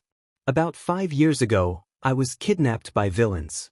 They experimented on me because I'm quirkless. The main villain, goes by the name Overhaul, had a molecular disassembly quirk. He wanted to find out how to take away other quirks. I was the perfect test subject. Bakugo stayed silent for a moment, eyes wide. Izuku just let Bakugo think until he was ready to talk. Aizawa. He talks to you like he knows you. You have the same scars, and something happened to your eyes too. Yours are different than before, I saw in the battle trial. What's the deal about that? Bakugo's voice was quieter than before, breaking off at the end. Izuku averted his gaze. He wasn't surprised Bakugo figured out the connection. He might be brash, but he's not an idiot. Inwardly, he struggled to control his emotions. He was acutely aware of Erasure's power, begging him to use it, to let its energy overcome him. He ignored it. Aizawa, we were captured together. He was taken because of his quirk's ability to erase other quirks. Overhaul stole his eye and gave it to me. One of his experiments. Izuku finally spoke, his words bitter. Bakugo seemed to think about that for a moment before continuing. You said that you had been there earlier. What did you mean by that? Bakugo's voice was quiet. It could almost be described as vulnerable. The question surprised Izuku. He paused for a moment looking for the right words. I died. A lot. I don't know how many times exactly, but I'd estimate over 15. Overhaul, he killed me. He killed me, then remade me with his quirk, then killed me again. Izuku let his eyes fall to his hands, sat on his desk. He traced the thin scars with his fingers, a bitter memory of a time he so wished to forget. I thought that you... Auntie Inko didn't talk about you being gone, and I thought that you had finally chosen to listen to me, Bakugo said, his voice cracking. Izuku looked up in shock to find Bakugo's face absent of its usual scowl. Instead was a look of pain? Sadness? Izuku wasn't sure. It only lasted a second before Bakugo rebuilt his mask, and the angry look returned. Honestly, Izuku didn't know what to say. Didn't know what to feel, or do, or think. So he just sat there. The room was quiet again. For once, Izuku couldn't find it in him to enjoy the peacefulness. Where are you staying? Auntie's gone. Mom won't tell me where she went. Izuku's chest tightened. He tried not to think about most of what they were talking about. Unearthing it all at once was not easy. I'm safe. That's all you need to know. Bakugo's eyes widened in indignation, turning in his chair to look at Izuku head-on. The fuck is that supposed to mean? Where the hell is Auntie? I deserve to know dash. Izuku's head snapped upwards, his gaze furious. No, Bakugo, he spat out, you don't deserve to know anything. The only reason why we're having this conversation is because I chose to have it. I could very easily get you expelled. I could have Nedzu pull video evidence of your physical abuse from school. Hell, I could use your attack on me from today if I wanted. You don't deserve a damn thing from me. Izuku was breathing more heavily than before, and his hand had fallen instinctively to the knife on his belt. Bakugo stared at him with a surprised expression before it melted into his trademark scowl. Fine. Don't tell me then. Whatever. I don't care that you finally grew a fucking spine. I'm going to become number one. Nothing that a quirkless bastard dash. Yeah, I know the drill. I'm useless, pathetic, a pebble in your path. A Deku, Izuku said, voice rich with sarcasm and underlying desolation. Bakugo grit his teeth, averting his gaze. He clenched his fists, opening his mouth to say something but closing it after a second. Look, I shouldn't have, fuck, I can't damn it. Bakugo exclaimed, voice rising in frustration. He stood abruptly, throwing his bag over his shoulder. Stomping over to the door, he turned around to look at Izuku, brows furrowed. He pointed at the other threateningly. I'm still gonna beat your ass, quirkless fucking dashed. He made a noise of irritation. Don't forget that, Izuku. With that, he slammed the door open and stomped away furiously. Izuku just watched him leave, eyes wide. It wasn't an apology. Izuku didn't forgive him. But sitting at his desk, alone in Aizawa's classroom, Izuku felt the churning of his stomach lessen slightly. He focused on his breathing, on the feeling of his toes in his shoes, and his hands on the desk. He ignored how they shook, how his entire body was trembling. Aizawa entered the room hesitantly, face contorted with worry. He stopped in front of Izuku's desk. Izuku looked up, trying to keep himself collected. Aizawa's gaze softened. With a gentle sigh, the man opened his arms. That was all it took for Izuku to break down. He launched himself into his dad's arms, his shoulders shuddering with choked back sobs. Aizawa just held him tightly. He rubbed his back soothingly, whispered comforting words as Izuku cried. For the first time that day, Izuku felt truly safe. He wasn't fixated on watching all of the exits, didn't need to keep an eye on the door or a hand on his knife. With Aizawa, he didn't have to be on guard. He let himself disappear in the hero's warm embrace. Izuku was tired. His bones ached, and his skin stung from his earlier scratches and burns. His head was pounding, and his eyes hurt from crying. He didn't know where to go from here. Honestly, he had no clue. But right now, he didn't need to know. When Izuku thought of his mother, he tried to remember the woman she used to be. The warm smiles and soft hugs, her kind and inviting eyes that always seemed to sparkle even on the darkest of days. Inko Midoriya used to be Izuku's world. He didn't have very many friends, and his dad had left after he was born, so it was just him and his mom. He was okay with that. She would spend time with him, play heroes and villains with him. They had weekly movie nights. Inko would always let Izuku pick the movie. She entertained his odd interests, and never once complained, even after Izuku went on hour-long all-might rants. Then he was diagnosed as quirkless. His mother changed after that. Izuku was at the grocery store with his mother. She was already in a bad mood. Earlier, Izuku had accidentally broken a glass while doing the dishes, and Inko had been furious. But Izuku knew how to deal with this. Stay quiet, stay out of her way. Keep your head down and agree with anything she says. If she insults you or yells at you, don't try to defend yourself, it only makes things worse. As long as Izuku did that, his mom usually calmed down after a few hours and things would return to normal. The rest of the world didn't seem to get that memo. Standing in line at the checkout, Izuku and Inko were quiet, both consumed with their own thoughts. That was, until Izuku heard a horribly familiar voice from behind him in line. Hey, Isn't that quirkless Deku? Izuku froze. His breath caught in his chest, and he wanted so desperately to just disappear. Other shoppers started whispering around them, staring at Izuku and Inko, some pointing fingers, some laughing. He moved to leave the store, but his mother remained where she stood. Confused, Izuku met her eyes. He wished he hadn't. In his mother's pupils burned a hatred so deep that Izuku flinched backwards, but his legs wouldn't move. He tried to turn away, not wanting to see such a furious gaze, but he was stuck. Inko took a step forward, looming over Izuku's frozen frame. She sneered down at him, her face contorted in disgust. This is all because of you, Izuku. Quirkless, useless, deaf. I can't even go grocery shopping without getting cursed at because I gave birth to a disappointment, she spat out, stepping even closer to Izuku. With every word, Izuku could feel the panic in him rising. He wanted to cry and scream, wanted to beg for her forgiveness because of course it was his fault. He knew that already, but he couldn't open his mouth and he couldn't move and he couldn't breathe. Izuku awoke with a start, clutching his throat and gasping for air. He looked around the room frantically, trying to find where Inko was so that he could apologize. His searching stopped. Relief flooded through his system as he eyed the familiar neon glow-in-the-dark stars that were placed on his room's ceiling and walls. He was home. In his room. It was just a bad dream. He sat upright in his bed, trying to focus on his breathing.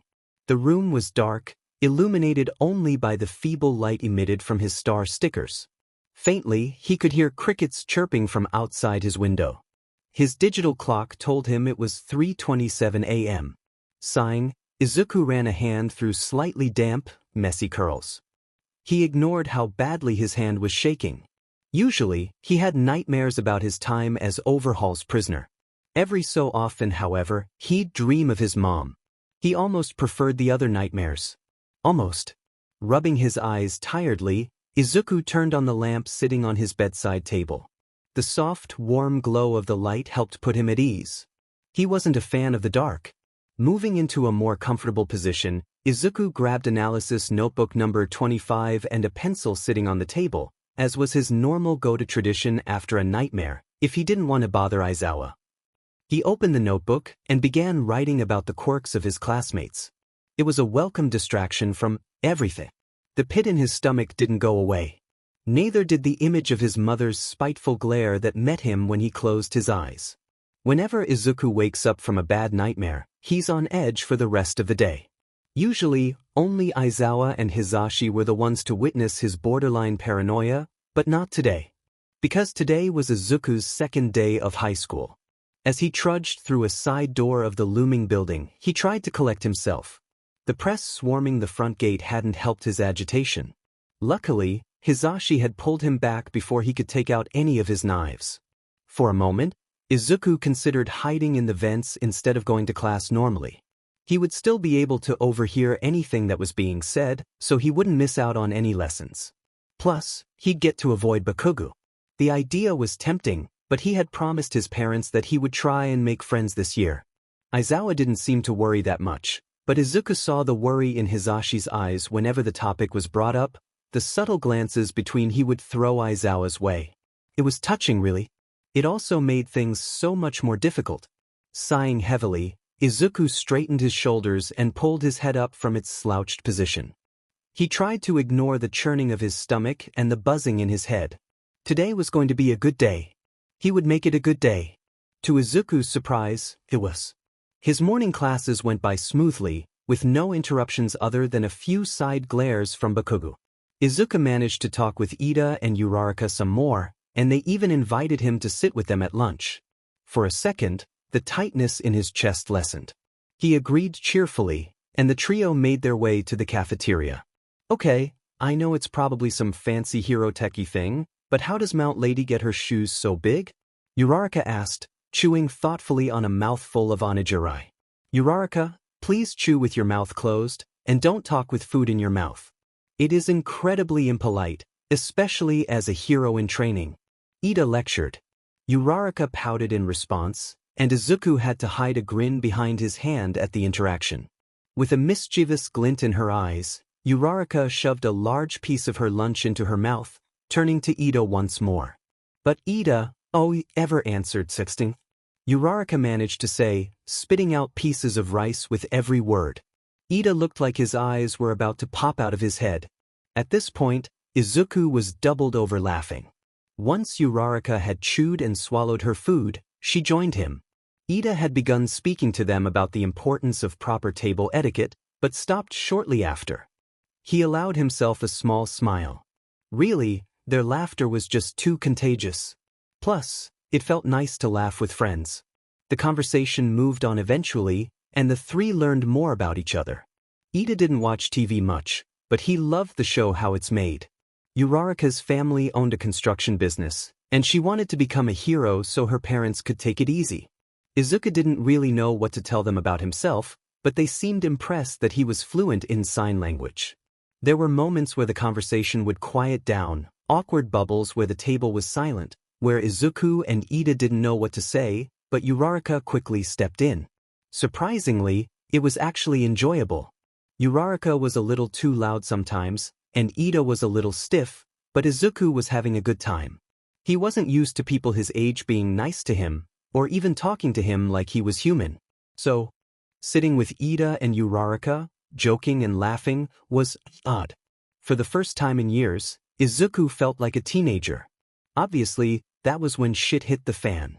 The small group had been discussing various things. New heroes, English homework, and chatting about their favorite subjects when they were interrupted by a blaring alarm. Immediately, Izuku stood up from the lunch table, a knife in hand. Upon listening to the alarm's patterns, he recognized it as a level 3 security breach. In other words, someone was in the school who shouldn't be. He turned to Ida and Uraraka, both wearing expressions of shock and panic. The cafeteria was loud, and students were beginning to run out of various exits with no regard for safety. People were yelling, food trays were being thrown to the ground. All the while, the shrill cry of the alarm rang loudly throughout the room. Alarms were ringing now. Izuku could hear the pounding of footsteps, the crackle of distant walkie-talkies. He shared a desperate look with Aizawa. Hope was dwindling. The guards were closing in. Izuku shook his head violently. Taking a deep breath, he addressed his friends. It's a level 3 breach. Someone's in the building. Right now, we need to calm everyone down enough so that no one gets hurt. I'm going to check out the situation, Izuku said, his voice steady but serious. Uraraka. Ida. I need you two to handle the students. Can you do that? Uraraka set her mouth in a thin line before nodding hesitantly. Ida opened his mouth to protest, but Izuku cut him off. Great. I'll be back as soon as I can. Good luck. With that, Izuku ran out of the cafeteria. Behind him, Ida spluttered, waving his hands around anxiously. That was very unsafe of him. It would be best if we let the teachers handle Dash. Uraraka fixed Ida with a stern look. Ida stopped talking, swallowing nervously. Ida, we're hero students. We can't just let the teachers handle everything. We need to do something. Here, follow my lead, Uraraka said, more confident than before. She began weaving in and out of the raging crowd of students. Reluctantly, Ida followed, hoping that Izuku was staying safe wherever he had run off to. As it turned out, Izuku was not staying safe. In fact, he was very not safe at the moment. After running from the mess in the cafeteria, Izuku scoured his brain for where a possible intruder would be. He immediately ruled out the teacher's lounge, Nedzu's office, and the classrooms that were in the middle of class because of their proximity to pro-heroes. That still left a fair amount of possibilities, since the school was so large. Sprinting down the hallway, knife in hand, Izuku grit his teeth. He needed to think. Bathrooms? Too crowded. Storage closets? No motive. Gyms? That would have been a level 2 breach, not a level 3. Suddenly, Izuku skid to a stop in the hallway before turning on a dime and bolting to the file room. It was the only place that made sense.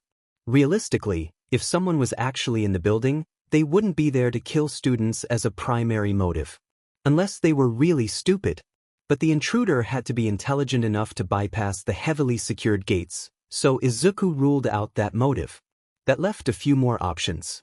The most likely being information. If someone was breaking into UA, It was for information. Hence, the file room. Ignoring the racing of his heart, Izuku finally reached the file room door. He slowed down enough to muffle his footsteps, and the grip on his knife tightened. He took a deep breath before sliding the door open silently, peering around the door and into the room. The dark-clothed figure combing through a filing cabinet confirmed Izuku's suspicions. The individual was tall, probably around 5 feet 11 inches or so, wearing all black clothes and a mask over their face. They had gloves on, also black. They didn't seem very muscular. In fact, they were rather lanky and thin.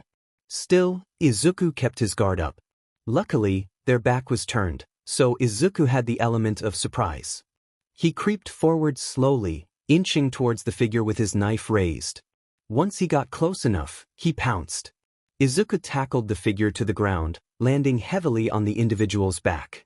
He could hear a cry of pain and surprise from the figure, a distinctly masculine voice before the man thrashed in Izuku's grip, managing to throw him off and across the floor.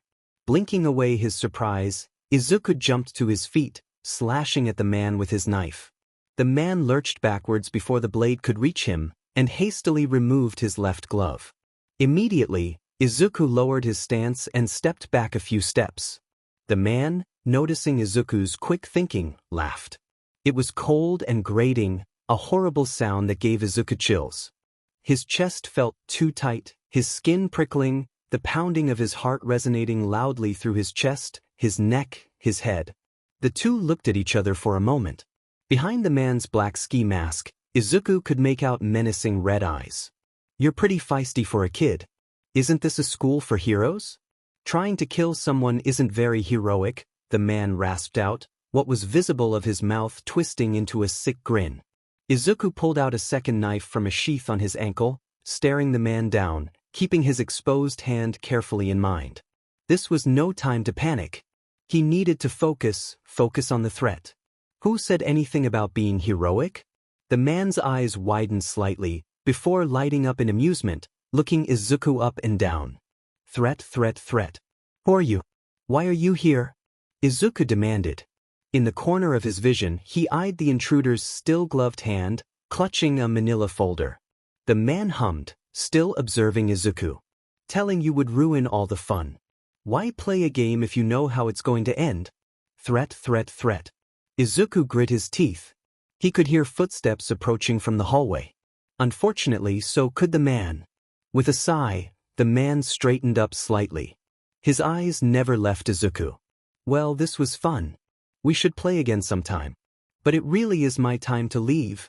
Behind him, seemingly from the wall, a purple-looking portal opened up. The man stepped backwards, and Izuku rushed into action. Threat. Eyes flashing, Izuku darted forward, knife aiming to slash at the man's hand, but he was met with nothing but air. The man was gone. The door to the file room slammed open, and Aizawa entered, capture weapon floating around him threateningly and his gaze fixed to kill. Upon seeing Izuku, he immediately relaxed. Threat. I heard talking. What the hell are you doing here, kid? Aren't you supposed to be at lunch? Aizawa asked, brows furrowed. His eye searched the room for any intruders, but found none. He refocused on Izuku. The kid looked deathly pale, and was holding 2 daggers, one in each hand. He was staring at a spot on the wall, eyes wide. His shoulders were shaking. A feeling of dread invaded Aizawa's body. Threat. Izuku, can you hear me? He asked, his voice low. No response. Aizawa approached cautiously, his hands posed in a non-threatening manner. He reached out to grab the knife, still raised, in Izuku's left hand. Immediately, the knife was at Aizawa's throat. He stopped, unmoving. He looked into Izuku's eyes, but was met with unfocused pupils that seemed almost foggy, his chest heaving as his breathing quickened. Aizawa's heart ached at the sight. It's me, Zawa. I need you to put the knife down, Aizawa said slowly, trying not to startle Izuku. The fog disappeared from Izuku's eyes, quickly replaced with an expression of horror. Izuku withdrew the knife from Aizawa's throat and collapsed to his knees on the ground. His weapons dropped from his hands, which were now clamped tightly over his mouth. Tears were beginning to form in the corners of his eyes. Making sure to telegraph his movements deliberately, Aizawa knelt down next to Izuku. Hastily, Izuku scrambled backwards until his back hit a filing cabinet. He was absolutely mortified. First, he had let the villain escape. Then he almost hurt Aizawa. Izuku choked on a sob, trying to fight the bile rising in his throat. Aizawa sat on the floor a few feet away from Izuku, his gaze soft and knowing. Izuku couldn't even look at him. Izuku. It's okay. I'm okay, I promise. I'm glad you're not hurt. Izuku ground his teeth together and let his head fall into his hands. He pulled his knees close to his chest, digging his fingers into his scalp, tears now running steadily down his face. He shook his head fervently, still not looking up at Aizawa. You didn't do anything wrong. You were acting in self-defense. It's okay, Dash. Izuku's head whipped upwards, eyes furious. How can you just say that? It's not okay. I almost hurt you, I could have, Dash. But you didn't, Aizawa stated firmly. Izuku just stared at him, mouth gaping and eyes wide in dismay. They sat like that for a moment, neither looking away from each other. After a few seconds of silence, Izuku chuckled humorlessly. It turned into an almost manic, angry laugh before stopping abruptly. His head dropped backwards until it rested on the cabinet behind him. When he spoke next, his voice was raspy.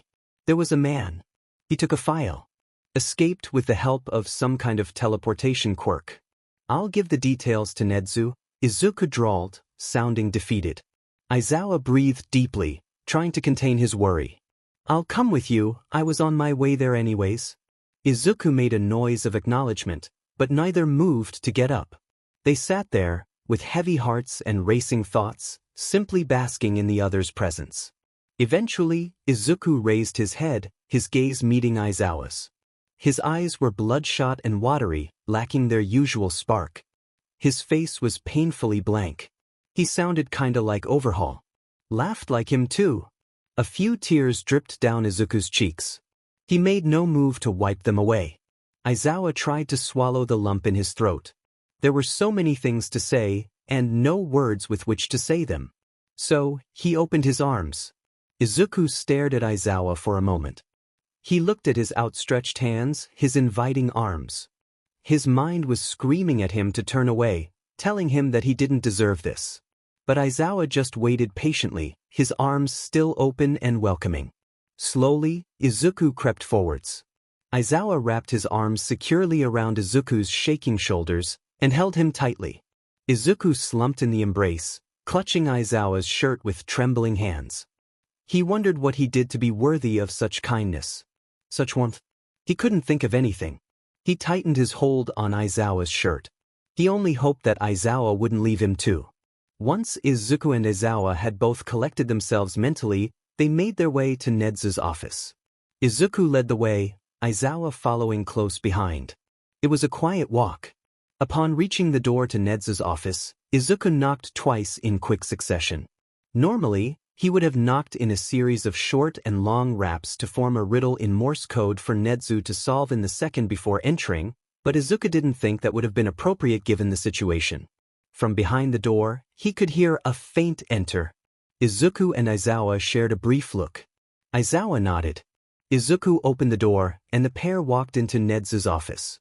The principal was sitting at his desk, furiously typing away at one of his keyboards while looking between 3 different monitors. As the two entered his office, Nedzu looked up and gave them a smile. His beady black eyes didn't give much away, but his smile was twitching slightly.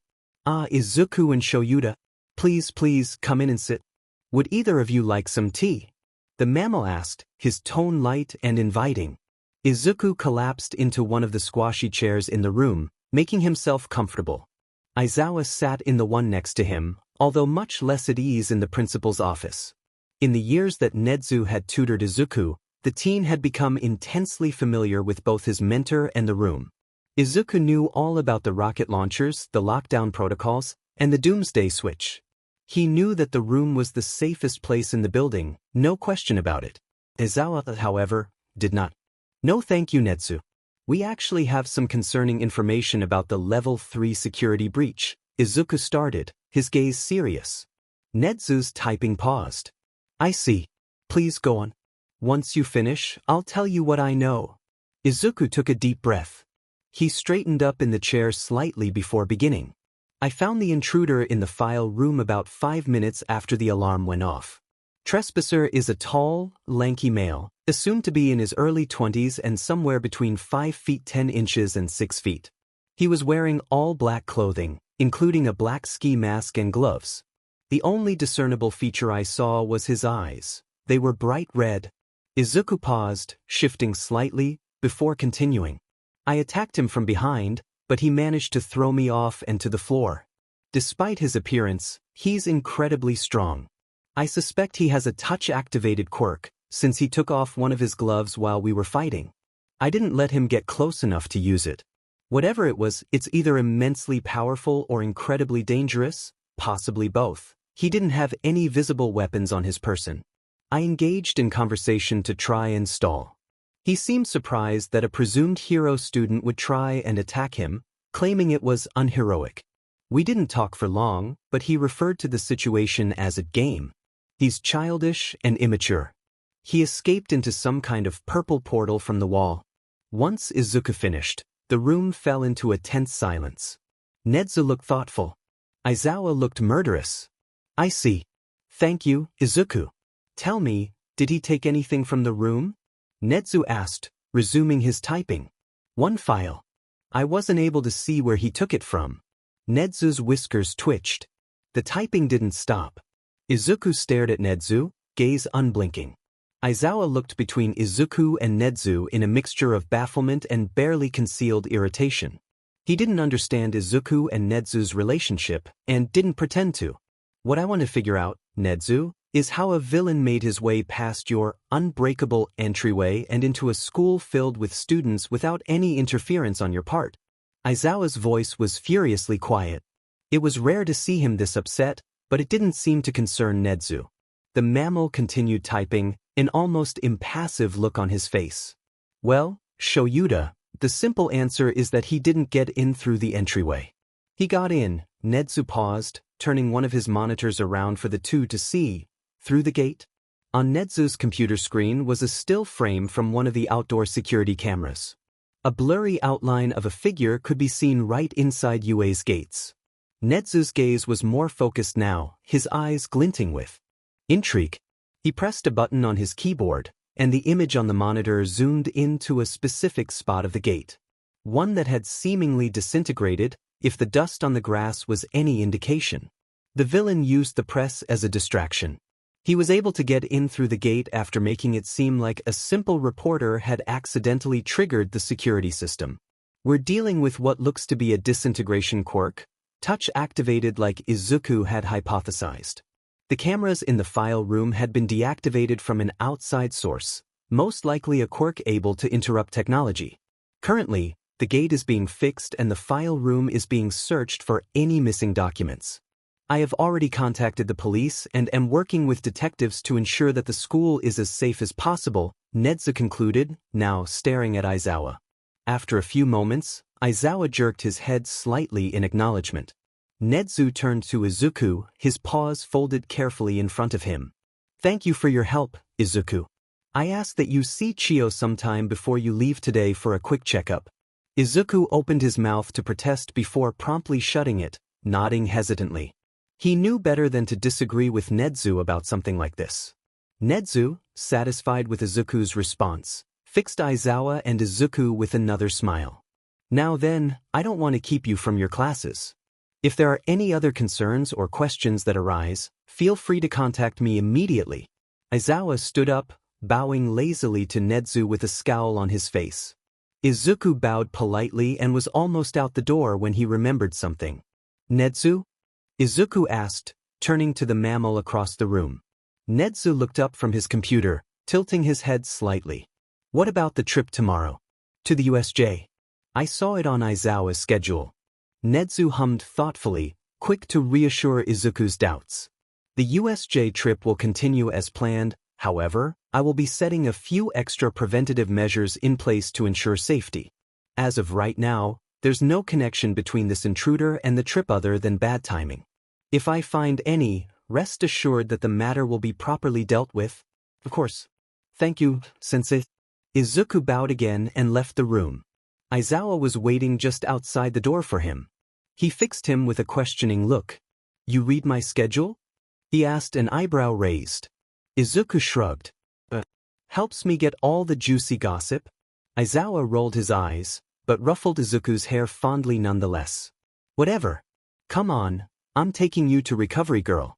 After that, you're going to eat something and I'm going to teach a class of toddlers. Hopefully they haven't killed anyone yet. Izuku chuckled slightly as they walked down the hall. The exhaustion from the day was finally setting in. Getting into a fight with a dangerous villain and then having an emotional breakdown was pretty tiring. The lack of sleep wasn't helping. He joked with Noa during the short walk, poking fun at the man's exchange with Nedzu and his obvious disliking of the mammal. Aizawa snorted, making a quip about the time Izuku fell out of a vent after Nedzu had mentioned using them to travel sometimes. Despite the light-hearted back and forth, Izuku couldn't help but feel like something was wrong. He dismissed it as guilt from earlier, or maybe just tiredness. He should have listened to his gut. Bonus. Check out this absolutely amazing artwork that AO3 user LemonJade01 made of Izuku. Izuku in hero costume. Sometimes, Izuku wonders if he had done something to offend God in a past life of his. As he lay bleeding, battered, and rapidly losing consciousness on the floor of the UI, the thought seemed to check out. The morning of the USJ trip began normally enough. Izuku ate breakfast, ignored the concerned glances of his parents, and arrived to class without any problems. A short time later, Class 1A donned their hero costumes and boarded a bus to the Unforeseen Simulation Joint, or USJ for short. Once Aizawa had announced the trip, the class cheered. Izuku just felt sick. Ida, before everyone got on the bus, had made a rather big deal about everyone lining up in orderly pairs to make sure that the ride was as smooth as possible, for whatever reason. After the alarm incident yesterday, he had been voted class president. Apparently he used Uraraka's quirk to fly above the crowd of students to calm them down, and ended up slamming face first into the exit sign. Izuku inwardly wished he had been there to see it. The look on Ida's face after boarding the bus and seeing that instead of the seats being aligned into rows and columns, there were just 2 columns on either side of the bus. Well, it almost made up for Izuku missing yesterday's spectacle. Once everyone was settled comfortably, and Ida had stopped moping, Izuku was faced with a question he had honestly been expecting much earlier. The girl on his left, Tsuyu Azui, turned to him not long into the drive. She was the one with a frog quirk. It allowed her the versatile flexibility, strength, and tongue of, you guessed it, a frog. Izuku, I usually say what I'm thinking. You and Aizawa-sensei have similar scars, and you seem familiar with each other. Why is that, Kero? Tsuyu asked, literally croaking out the words. Idle conversation on the bus halted, and Izuku could feel the eyes of his classmates on him. In the front seat, Aizawa, who had been pretending to be asleep, tensed up slightly. Izuku smiled at Tsuyu softly. I appreciate your forwardness, Tsuyu. Truth is, I was in a villain attack a few years ago. The villain used his quirk on me, which is how I got these scars. Sensei was a hero on scene, and also got pretty injured, but he saved me and apprehended the villain before the situation got any worse. Izuku paused, the smile dropping slightly from his face, before continuing. Without his quick action I'd be dead, he concluded, voice solemn. A sniffling sound drew Izuku's attention. Looking up, he saw Kirishima close to tears. It's just so manly, Kirishima cried out with a trembling voice. To Izuku's dismay, several others nodded in agreement, also in varying states of distress. Bakugo just glared at him, rolling his eyes. Turning back to Tsuyu, Izuku spoke again. Did that answer your question, Tsuyu? He asked softly. Tsuyu nodded thoughtfully. Thank you, Izuku. And please call me Tsu, Kero? Of course, Tsu. The pair smiled at each other, and conversation on the bus returned to a quiet lull. Izuku got a few pitying looks, but ignored them in favor of looking out the window. Watching buildings and trees pass in a blur, he hoped that the knot in his stomach would go away. It didn't. Although, Having another teacher present did help quell some of his nerves. Since Nedzu wanted to be more cautious, he sent along ectoplasm to help Aizawa and All Might out. Izuku was just grateful for an extra set of hands. Breathing deeply, Izuku tried to reassure himself. It was a class field trip.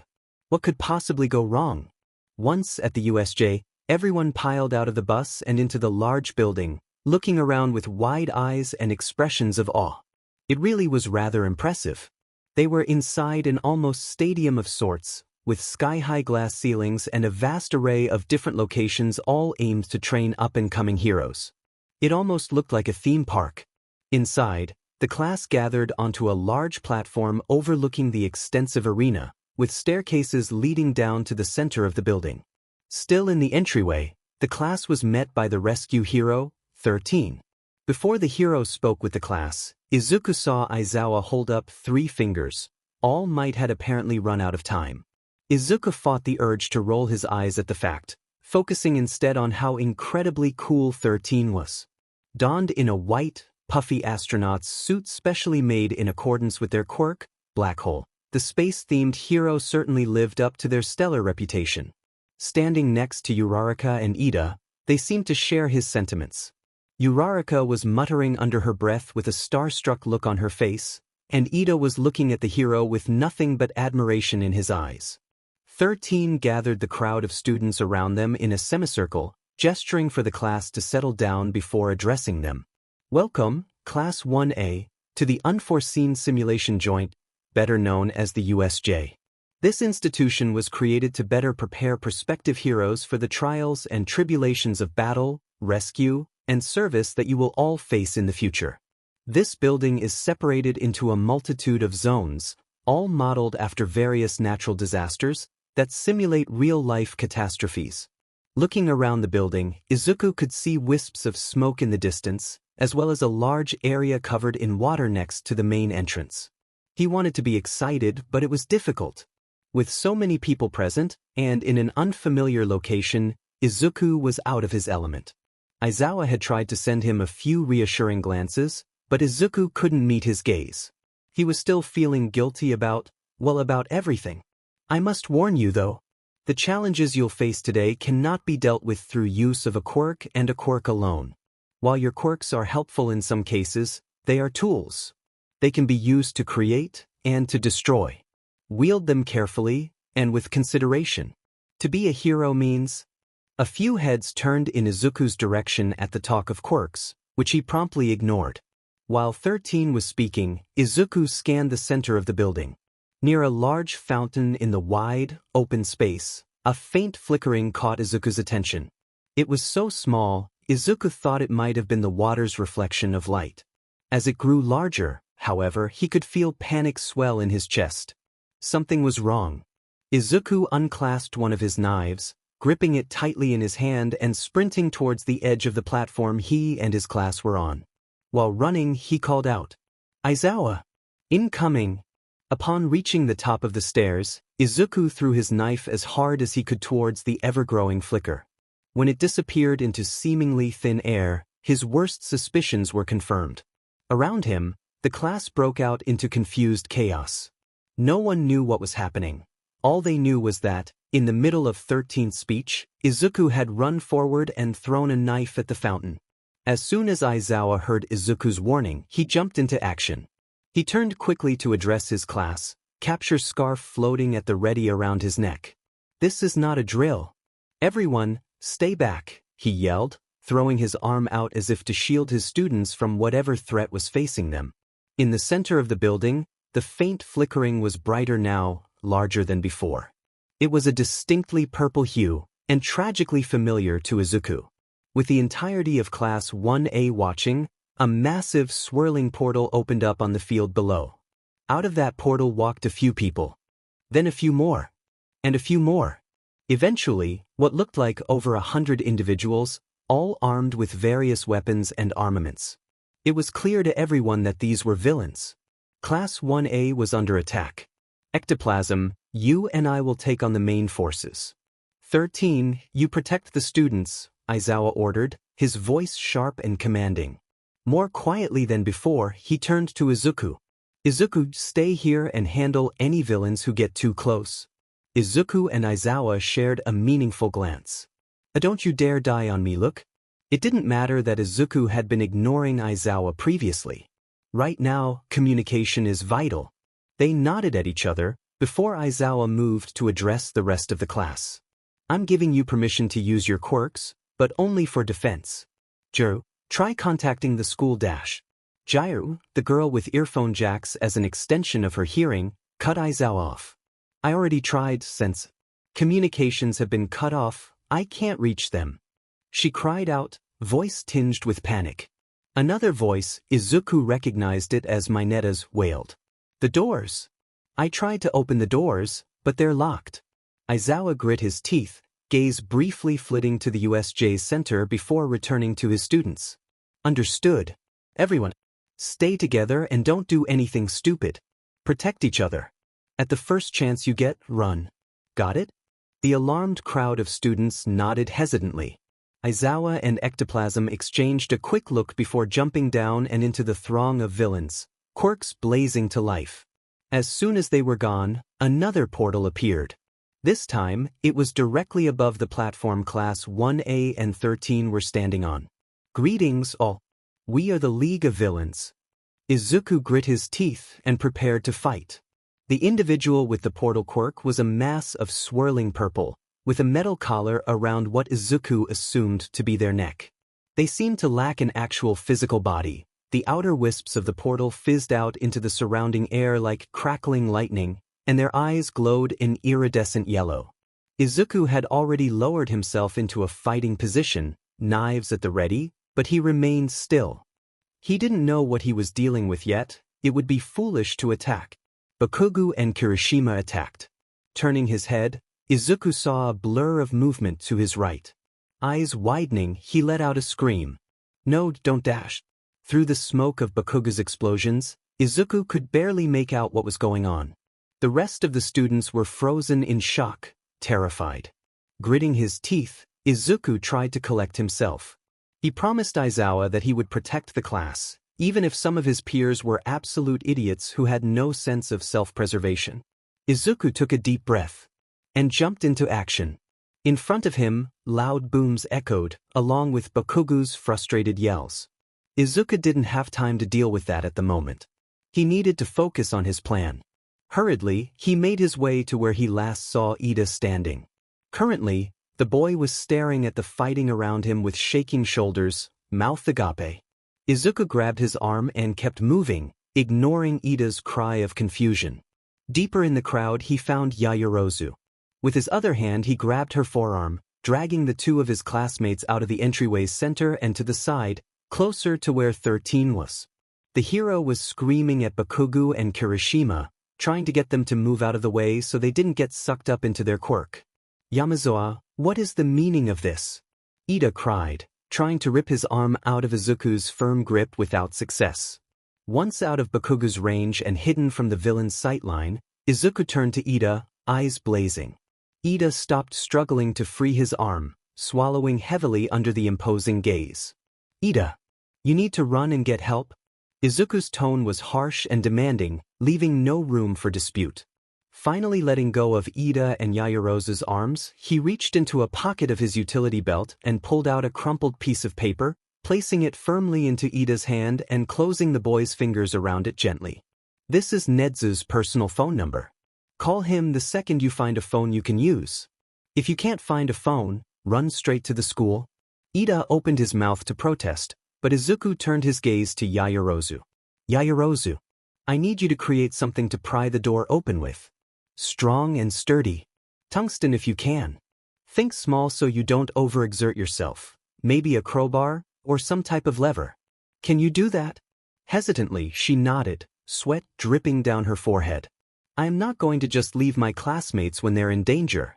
As class president, I should dash. Izuku turned back to Ida, his eyes darkening. Ida, there are 3 pro heroes against at least 100 villains. 13 doesn't specialize in combat, and Aizawa isn't good with big crowds. We need backup. You're easily the fastest in the class. Unless you want everyone here to die, you need to get us help. Are you going to do it or not? Ida balked, opening and closing his mouth rapidly like a fish out of water, before nodding slowly. Izuku breathed a sigh of relief, turning back to Yaoyorozu. Currently, her exposed torso was alight with a beautiful golden blaze, and the beginnings of a metal bar were peeking out from her chest. You stay here. Once you're done with the crowbar, pry open the door and run. Yaoyorozu, after you help Ida, stay in the entryway close to the walls. Don't draw attention to yourself, and try not to use your quirk unless necessary. We'll need it in time. I'm going to help the rest of the class. Got it? Izuku asked, looking between his two peers with a searching expression. Both of them had fear in their eyes. Yaoyorozu's hands were shaking, and Ida looked paler than a sheet of paper. Still, they nodded. Izuku's gaze softened, and he took a breath. We'll be okay. Stay safe. With that, Izuku sprinted back to the center of the floor. He had two idiots to help out after all. Reaching where the portal villain was proved to be rather difficult. While he was explaining the plan to Ida and Yaoyorozu, Bakugo and Kirishima had been thrown around like rag dolls, and 13 had been sucked into the villain's portal, ripping their costume and exposing their quirk to the open. It seemed that Zero had taped the hero's costume shut for the moment being, but the situation wasn't looking good. Kirishima was struggling to maintain his quirked form, and the area was filled with a thick cloud of smoke courtesy of Bakugo's explosions. Izuku watched with bated breath as Bakugo launched himself at the misty figure, hands crackling. The figure dodged easily to the left, and Bakugo was thrown to the ground. That was curious. The figure dodged. Izuku's eyes lit up, and he pulled out a few of his throwing knives from his belt, holding them tightly in between his fingers. In his other hand he held a sticky grenade. If the villain didn't have a physical body somewhere underneath all of that mist, there would be no reason to dodge. Time to put that theory to the test. Everyone, out of the way, Izuku yelled, projecting his voice as loud as he could. Luckily it worked. His classmates scurried out of his path frantically. Even Bakugo paused his attacks on the villain as Izuku threw the first of his knives harshly at the villain's body. Some disappeared into the portal, while some hit the metal collar the villain was wearing. Try as much as you want. Knives won't pierce my body, the villain said calmly, gazing at Izuku from across the field. Izuku grinned. Before the villain could move again, Izuku launched the sticky grenade as hard as he could in the direction of the metal collar. When he heard a faint tink, he ducked down, hands covering his ears tightly. Get down. A resounding boom echoed throughout the floor. The villain's collar warped and cracked, and the villain let out a cry of pain. Once the smoke cleared, furious yellow eyes fixed on Izuku. You may just be students, but what precious golden eggs you are, the villain said, voice meticulously collected and contained. Unfortunately, I don't have any more time to spare playing with you. Several different portals opened underneath the students of Class 1A. Within seconds, over 2/3 of the class had disappeared. Izuku sucked in a surprised breath, jumping at the last moment over a portal at his feet. He landed in a roll where 13 and Zero were tumbling to the ground. Miraculously, the hero and the students nearby them were untouched by the portals. He whipped his head around, searching for the rest of his classmates, his heart beating furiously in his chest. The area was empty. The only classmates of his that remained were Zero and Uraraka, who had been taking care of 13, and Ida with Yaoyorozu, who was still trying to get the door opened. Izuku swore under his breath. The portal villain's eyes landed on Yaoyorozu, prying open the door with a crowbar. Purple mist extended towards her, and Izuku started running. His legs ached, and his chest was tight due to smoke inhalation, but he managed to throw himself in between the villain and his classmates. Hey, warp motherfucker. Eyes on me, got it? Izuku yelled, flinging his arms outwards. His two capture weapons on his wrists sprang to life, swirling around his figure protectively. The villain narrowed their eyes. Why are you here? You get off on torturing kids or something? Izuku's voice was confident and loud, his gaze threatening. Inwardly, he was hoping that Ida and Yaoyorozu would hurry it up. We are here to kill All Might, the symbol of peace, the villain replied, inching closer to Izuku. Izuku pulled his goggles down over his eyes. Seems like a lot to do for someone who isn't even here. You know, he's actually on vacation at the moment. The Bahamas, I think. Why don't you check there and leave us alone? It would save you and your men a lot of energy, Izuku drawled, eyes not leaving the villain for a second. The warp quirk user let out a humorless chuckle. You're certainly interesting, young one. Perhaps Shigaraki would take an interest in you. Izuku grit his teeth. He didn't like the villain's thoughtful tone, didn't like it at all. Behind him, he heard a horrible screeching noise. The villain's eyes jumped to the door, and he was about to just warp around Izuku when Izuku activated Erasure, flinging out his capture weapons to wrap around the villain's metal collar. Did go? Izuku roared, eyes straining with the use of his quirk. With his goggles on and his hair pinned down firmly, no one could see how his eyes blazed a burning crimson, or that the tips of his curls were seemingly defying gravity. The villain fixed him with a furious gaze. Yamazawa. He's out. Yayarosa shouted, relief evident in her tone. Izuku blinked, and the burning of his eyes lessened slightly. It was all the villain needed, though. Faster than he could react, a portal opened up beneath his feet.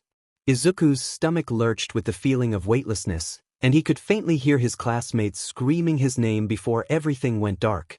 Shoyuda Aizawa did not like field trips. Sure, they had educational benefits, but they were an absolute pain in the ass. Of all the field trips he had to chaperone, though, he didn't mind the USJ trip that much. 13 was pleasant enough, and he could trust the space hero to watch his classes if he needed a spontaneous nap. He had been taking his classes on trips to the USJ for years, and no major incidents had occurred. The worst Aizawa had seen on this trip was a few broken limbs and some concussions.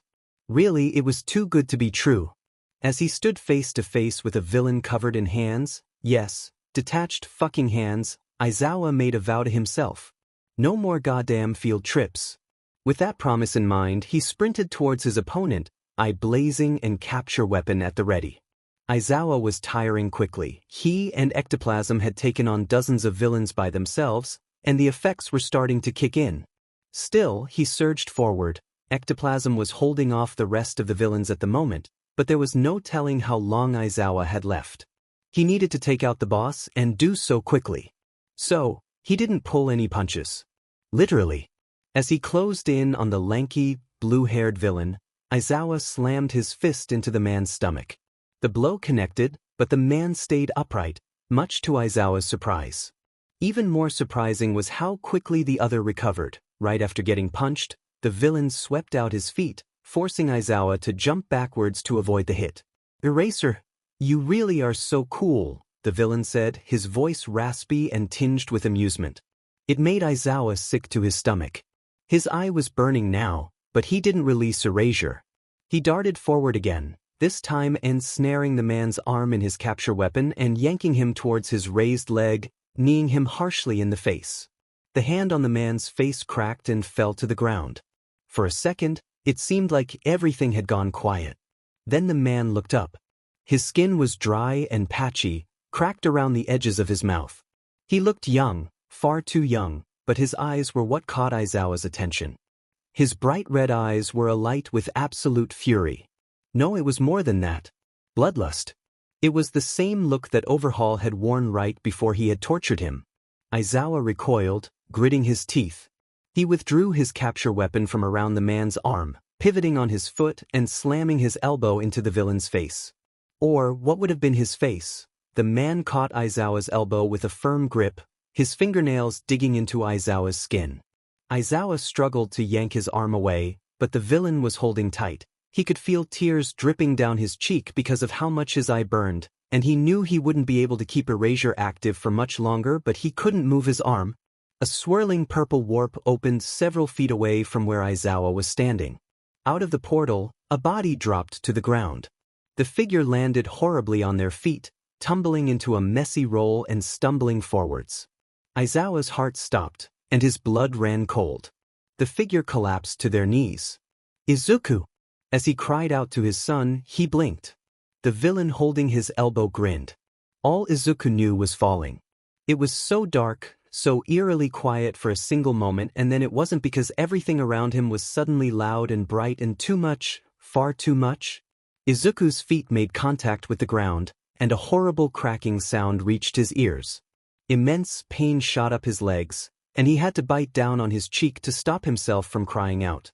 On instinct alone he managed to break some of the impact with a roll, but as soon as he tried to walk his knees buckled and he fell to the ground once more. His brain was fuzzy and his vision swam. His shoulders shook as he tried to shove down the acrid bile rising in his throat, so intense and bitter and painful. Then he heard it. Izuku! His head whipped upwards and his eyes widened horribly at the sight before him. For a second, time seemed to stop. Only a few feet in front of him stood Aizawa. Aizawa, whose usually impassive face was contorted into a devastating display of pain. Aizawa, who was in the middle of a fight but staring at Izuku, desperate to make sure his son was alive.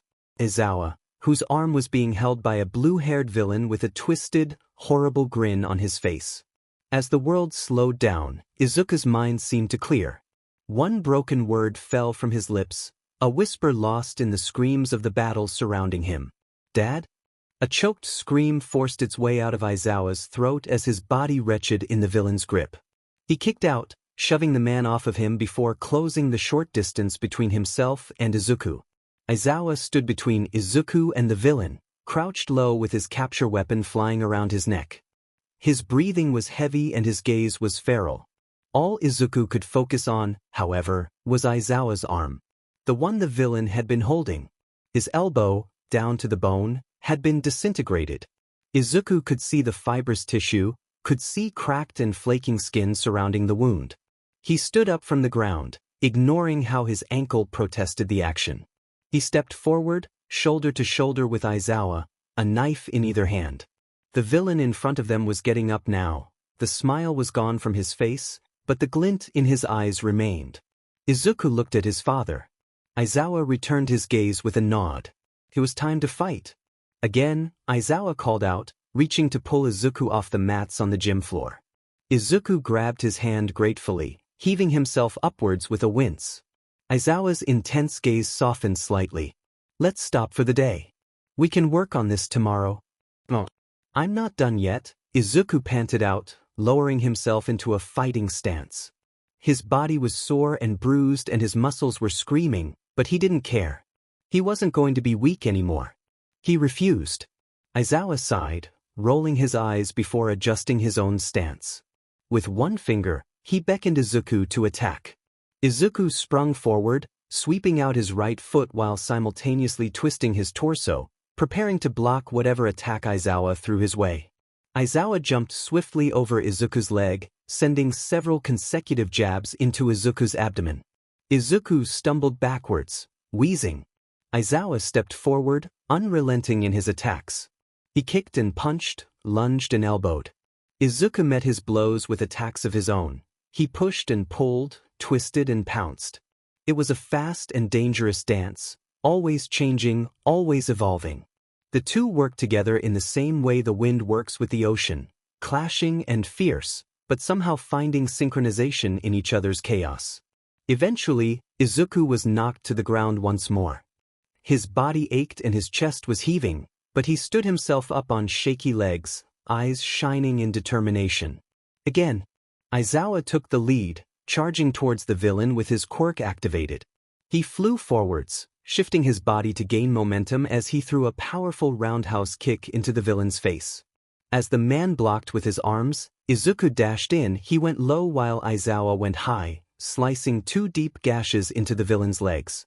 The blue-haired man let out a furious cry of pain before kicking out in Izuku's direction. Normally, Izuku would dodge a blow like that easily. With his ankle the way it was, however, the villain's foot connected harshly with his chest. He was thrown to the ground. The air knocked out of him.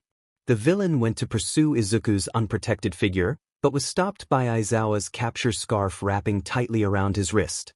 He looked at Aizawa vehemently, his mouth twisted into a horrible scowl. With his free hand, he scratched his neck until it started to bleed. "Why are you here?" Aizawa called out, his tone harsh and his gaze unblinking. Instead of answering, the villain spoke into seemingly thin air. "Kurogyri." Instantly, the villain with the warp quirk appeared, right by the other man's side.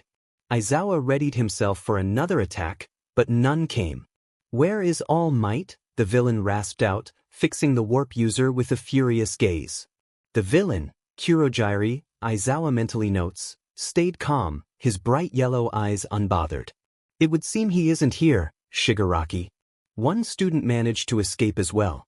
How would you like to proceed?" Shigaraki growled, scratching his neck even more vigorously than before. "I swear, if you weren't our way out I'd kill you right now," he spat out, breathing heavily. Aizawa just watched. Not only was this conversation good for gaining information, but interrupting it could be very dangerous. It seemed like Izuku was on the same page as he watched the interaction with raised knives just a few feet away, his body tense but not attacking just yet. Suddenly, the scratching stopped. Shigaraki looked less irritated than before, and his gaze wandered upwards. His eyes traveled over Kurogiri and Aizawa before landing on Izuku, shining dangerously. A pit formed in Aizawa's stomach. "Hey, Kurogiri, you think he'll show up if we start killing his students?" Shigaraki asked, a spine-chilling grin stretching across his face. Aizawa grit his teeth angrily, yanking his capture weapon towards him. As the villain was thrown back, Aizawa smashed his knee into the man's face again. A sickening crack could be heard, followed by rushing blood and a scream of anguish. "You touch my students over my dead body, you fucking bastard," Aizawa growled, gripping the man's hair so hard he could feel the strands tearing. The villain clutched his nose, eyes wide in absolute wrath. He looked like a wild animal, deranged and ready to attack. Aizawa expected a punch, maybe a kick. He wasn't expecting Shigaraki to yell. And before Aizawa could even comprehend what was said, he felt a rush of air behind him. Time seemed non-existent as he looked over his shoulder and into the dead, lifeless eyes of a hulking beast. This was worse than the doctor. Worse even than Overhaul. Aizawa was filled with a dread he had never felt before. It stole his breath away, froze him in his spot. His instincts weren't screaming at him to run. They weren't screaming at him to fight. No, his instincts were telling him that he was already gone. Kill Eraserhead. It was so quick. 1 second, Aizawa was fine. He was winning. He had the upper hand. The next he was on the ground, blood pooling from where his head met the pavement. The monstrous hand gripping Aizawa's head didn't let up.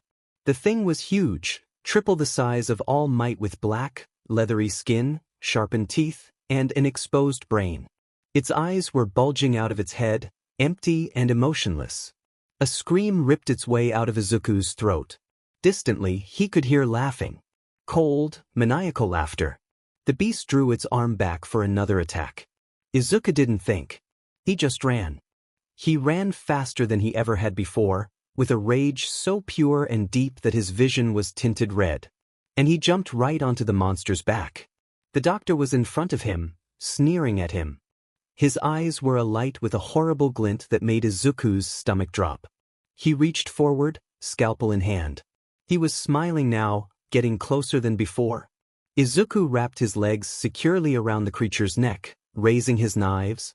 Overhaul was looking at him, kneeling in front of him. It was just them in the room. Izuku wanted to run, wanted to scream, but he couldn't, and Overhaul was laughing. Screaming, Izuku plunged both of his knives deep into the monster's exposed brain with a sickening squelch before twisting the blades. The beast roared and blood spurted out of the wounds, but Izuku wasn't done. Cold hands touched his shoulder and he was gone. He was being ripped apart, and it hurt. It hurt, it hurt, it hurt, it hurt, it hurt. He stabbed the brain again. All he could smell was antiseptic and the lights were bright, too bright. Overhaul was pinning him to the ground, eyes blazing with a madness Izuku had never seen before, and the gravel dug into his back, but he couldn't move. His fingertips were so close to Aizawa's neck, and Izuku screamed, but Overhaul wouldn't stop, and the doctor was laughing. Screeching horribly, the monster scrambled to get Izuku off of his neck. It reached backwards, grabbing Izuku's leg with one hand and squeezing. Izuku let out a blood-curdling scream, thrashing in the beast's grip. The hand around his leg only tightened, pulling now. It felt like his leg was being ripped off of his body. His knives clattered to the ground. With the remaining strength he could muster, Izuku reached into one of the pockets of his utility belt. His mind was thick with panic and his vision dazed from the pain. His breaths came in short, uneven bursts. As he fought to stay conscious, his hand closed around a thin metal stick. The monster was still screeching. Izuku pressed the ignition switch and, reaching forward as far as he could, shoved the stick down the beast's open mouth. His arm caught on sharpened canines, the teeth digging deep into his skin. Frantic now, Izuku unwrapped his legs from the beast's neck clumsily, scrambling down the arm of the monster, trying to reach the ground. His left leg, now a mess of bone and muscle, brushed against the monster's back and Izuku's entire body spasmed. Suddenly he was falling. Screams echoed around him, but they were soon buried under the sound of a booming explosion. Izuku was thrown forward, blasted with heat from the homemade grenade. Boiling blood seared his skin, scorching and unforgiving. The screeching of the beast came to a rapid halt. Izuku hit the ground, his body tumbling forward. His ears were ringing and his vision was quickly darkening. He lay motionless, another body in the sea of blood around him. He only hoped that the others were okay. Shigaraki watched in amusement as the hero student threw himself at the Nomu. Its impenetrable skin and regenerative abilities were able to withstand the force of All Might. A child had no chance. He turned his attention to Kurogyari with the intention of reforming their plan when he was interrupted by a horrible, grating screech. He whipped around, eyes widening at the sight before him. The child was on the Nomu's shoulders, stabbing dual knives into the creature's brains. And it was working. Kill him! He roared, panic coursing through his system. He scratched furiously at his neck, now caked with blood from his broken nose. The Nomu grabbed the child's leg, crushing it in its hold. The child let out a scream but kept his hold on the Nomu. Shigaraki growled in frustration. Kurogyari. Who's the brat? He spat out, absolutely fuming. I'm not sure, but I thought he could be of some use. He's quite powerful. Perhaps Master would find him interesting, the warp user responded calmly, watching the fight with curious fascination. The blue-haired villain gnashed his teeth together, face contorted into an infuriated scowl. I want him. Now. It seems as if the Nomu is taken care of. A huge explosion ripped through the air, throwing Shigaraki backwards. In its wake fell a muffled silence, only disrupted by a faint ringing noise. As the smoke cleared, the scene became more visible.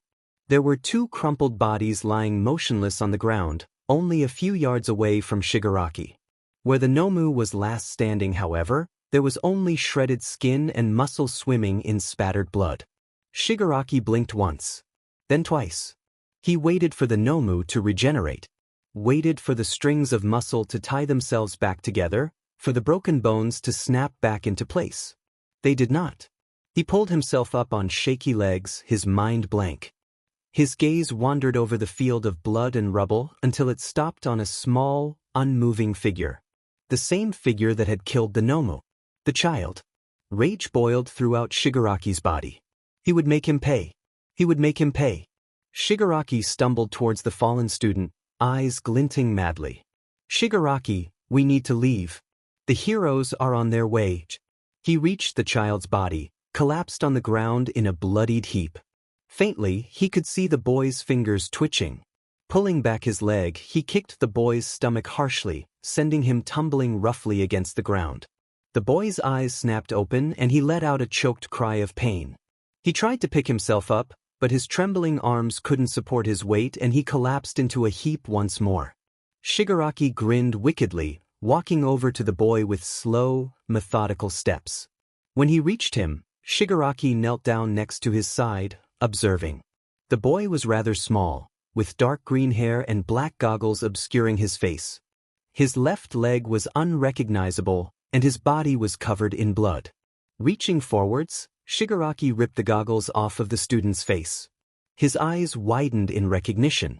You, Shigaraki whispered, leaning closer to Izuku.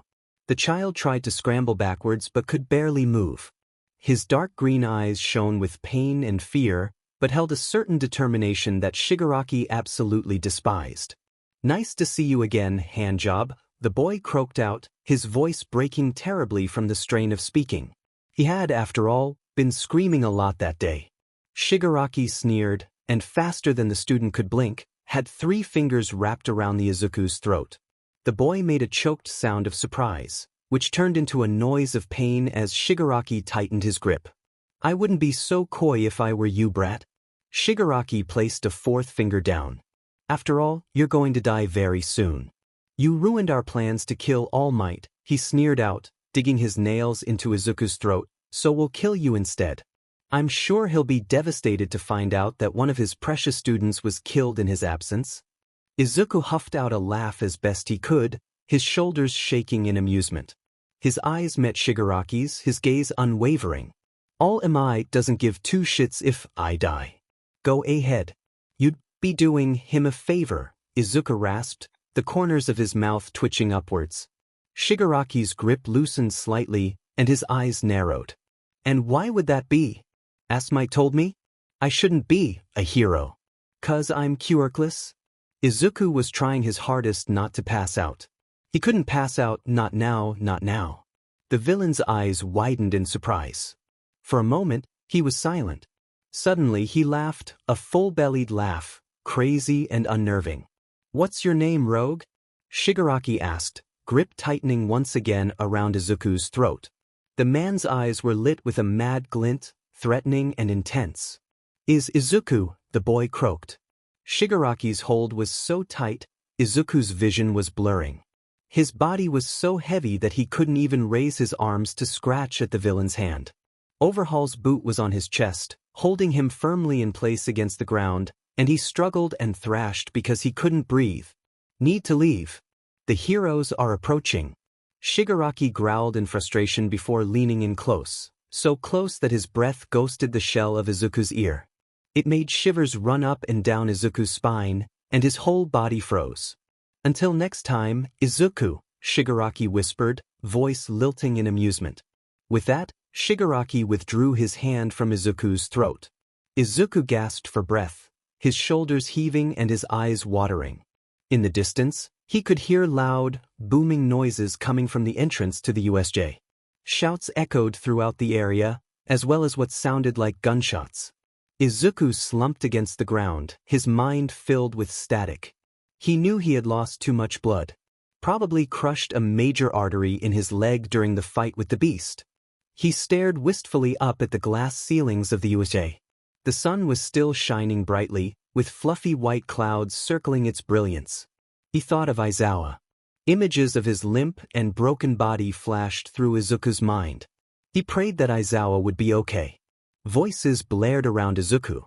Someone might have been calling his name, there might have been hands on his body, lifting him up. He wasn't sure. Everything was hazy, distant. As consciousness finally left him, Izuku found comfort in his pain. At least this time, he wouldn't die alone. "Sensei," a broken voice called out, tinged with pain and anger. "It seems the plan backfired." "What went wrong, Tamura?" Shigaraki growled, gritting his teeth. "A rogue player. He beat the Nomu," he spat out angrily. That is quite interesting. Tell me, what would you like to do?" "I want to kill him." A moment of silence passed. "Is that really what you want, Tamura?" Shigaraki thought of how the rogue had fought. He thought of the boy's face when he spoke of All Might, the disgust and hatred evident on his features. He thought of how, even in the face of danger, the boy hadn't faltered. "No," he conceded bitterly. "He's not like them. He's like us." "And what do you want to do about it?" A new light appeared in Shigaraki's eyes. "I want him on our team, Sensei. He's strong. He killed the Nomu. And he's quirkless?" Another moment of silence. This one, more thoughtful than the last. "What is his name, child?" Shigaraki grinned. "Izuku. Bonus. Wonderfully made artwork by Haru. Thank you so much." Izuku fan art. When Yamada Hisashi got the call that both his husband and his son were in the hospital, he dropped everything and ran. He had been in the middle of recording a radio show with an up-and-coming hero. One of his assistants had passed him a phone, said something about it being important. The nurse on the line didn't even get to finish her sentence before Hisashi was out the door with his keys in hand. The hospital was 30 minutes away from his studio by car. He arrived in 15 minutes. Storming into the waiting room of the hospital, hair askew and chest heaving after sprinting the length of the parking lot, Hisashi came face to face with Nedzu. The principal lacked his usual mischievous smile, the sparkle in his eyes replaced by a darkness Hisashi had never seen before.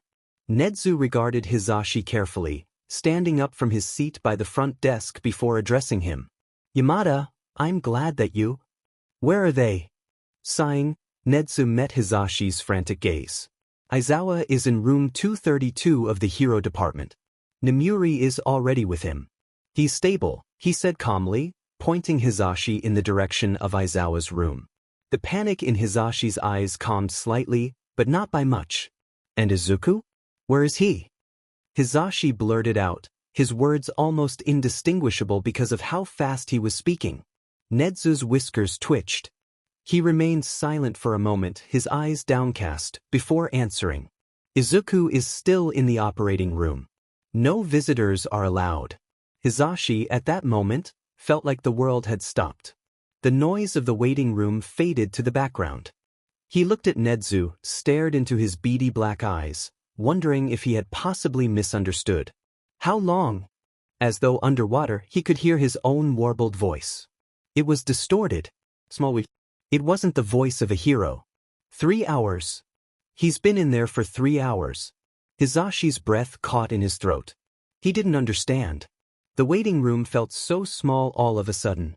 "What happened?" He choked out, voice cracking painfully. "I think it's best if you ask Shoyuta that question. He should be awake by now," Nedzu replied, his tone monotonous. It made Hisashi want to scream. He grit his teeth, ready to curse Nedzu out for his lack of empathy, when his eyes fell to the rodent's suit. It was rumpled and crooked, unlike Hisashi had ever seen it before. He looked at the chair Nedzu had been sitting in, covered in faint claw marks. Taking a deep breath, Hisashi nodded. He turned away from Nedzu and began walking towards the hero department, not sparing the principal another glance. Hisashi could hear Shoyuta yelling before he even made it through the door. Nurses were swarming the hallway, frantically trying to get inside the room. As Hisashi practically ran down the hall, he saw Nomuri. Stood in the doorway between the nurses and a screaming Aizawa, dressed in a bloodied hero costume. Hisashi had never seen her look so defeated. He was too far away for his hearing aids to pick up on what they were saying specifically, but from expression alone it didn't look good. Nomuri met his eyes from across the hall, her tired expression morphing into one of utter relief. "Yamada! Thank Kami, I need you in here now," she cried over the crowd of nurses, desperation evident in her tone. It only made Hisashi move quicker, elbowing his way past anyone in his path. It felt like ages before he reached the doorframe. Hisashi didn't waste any time. Moving past Nomuri, he opened the door to Shuta's hospital room. Immediately, he was flung backwards. Shoyuta was clawing at his arm, trying to get past him and into the hallway. Hisashi grabbed his husband by the shoulders, stopping him from leaving the room. "He's hurt, let me out." Hisashi took a second to look Shoyuta over. His dirty hair was obscured by swaths of bandages, and his eye was wide and wild, unfocused. He had no reaction to Hisashi's hands on his shoulders other than struggling to escape them. The man looked like he could barely walk as is. Hisashi only needed a fraction of his strength to keep him at bay. His right arm was in a sling, and he was covered in various cuts and bruises, illuminated harshly under the stark hospital lighting. To say it was heartbreaking was an understatement. "My kid, he needs help." Shoyuta screamed into Hisashi's shoulder, his voice breaking pitifully. He beat his fist against Hisashi's arm weakly, his whole body trembling like a leaf. Hisashi grit his teeth, fighting against the tears forming in his eyes. As gently as he could, he guided Shoyuta towards his hospital bed, trying his best to ignore his husband's pleas. After a few minutes of struggling, he finally managed to get Shoyuta into his bed. The man had gone limp, and the screaming had stopped, but he wasn't unconscious. With a start, Hisashi realized that he was crying. His head hung miserably and shoulders shaking. Shoyuta looked like a shell of a man. It was then that Hisashi let his tears spill.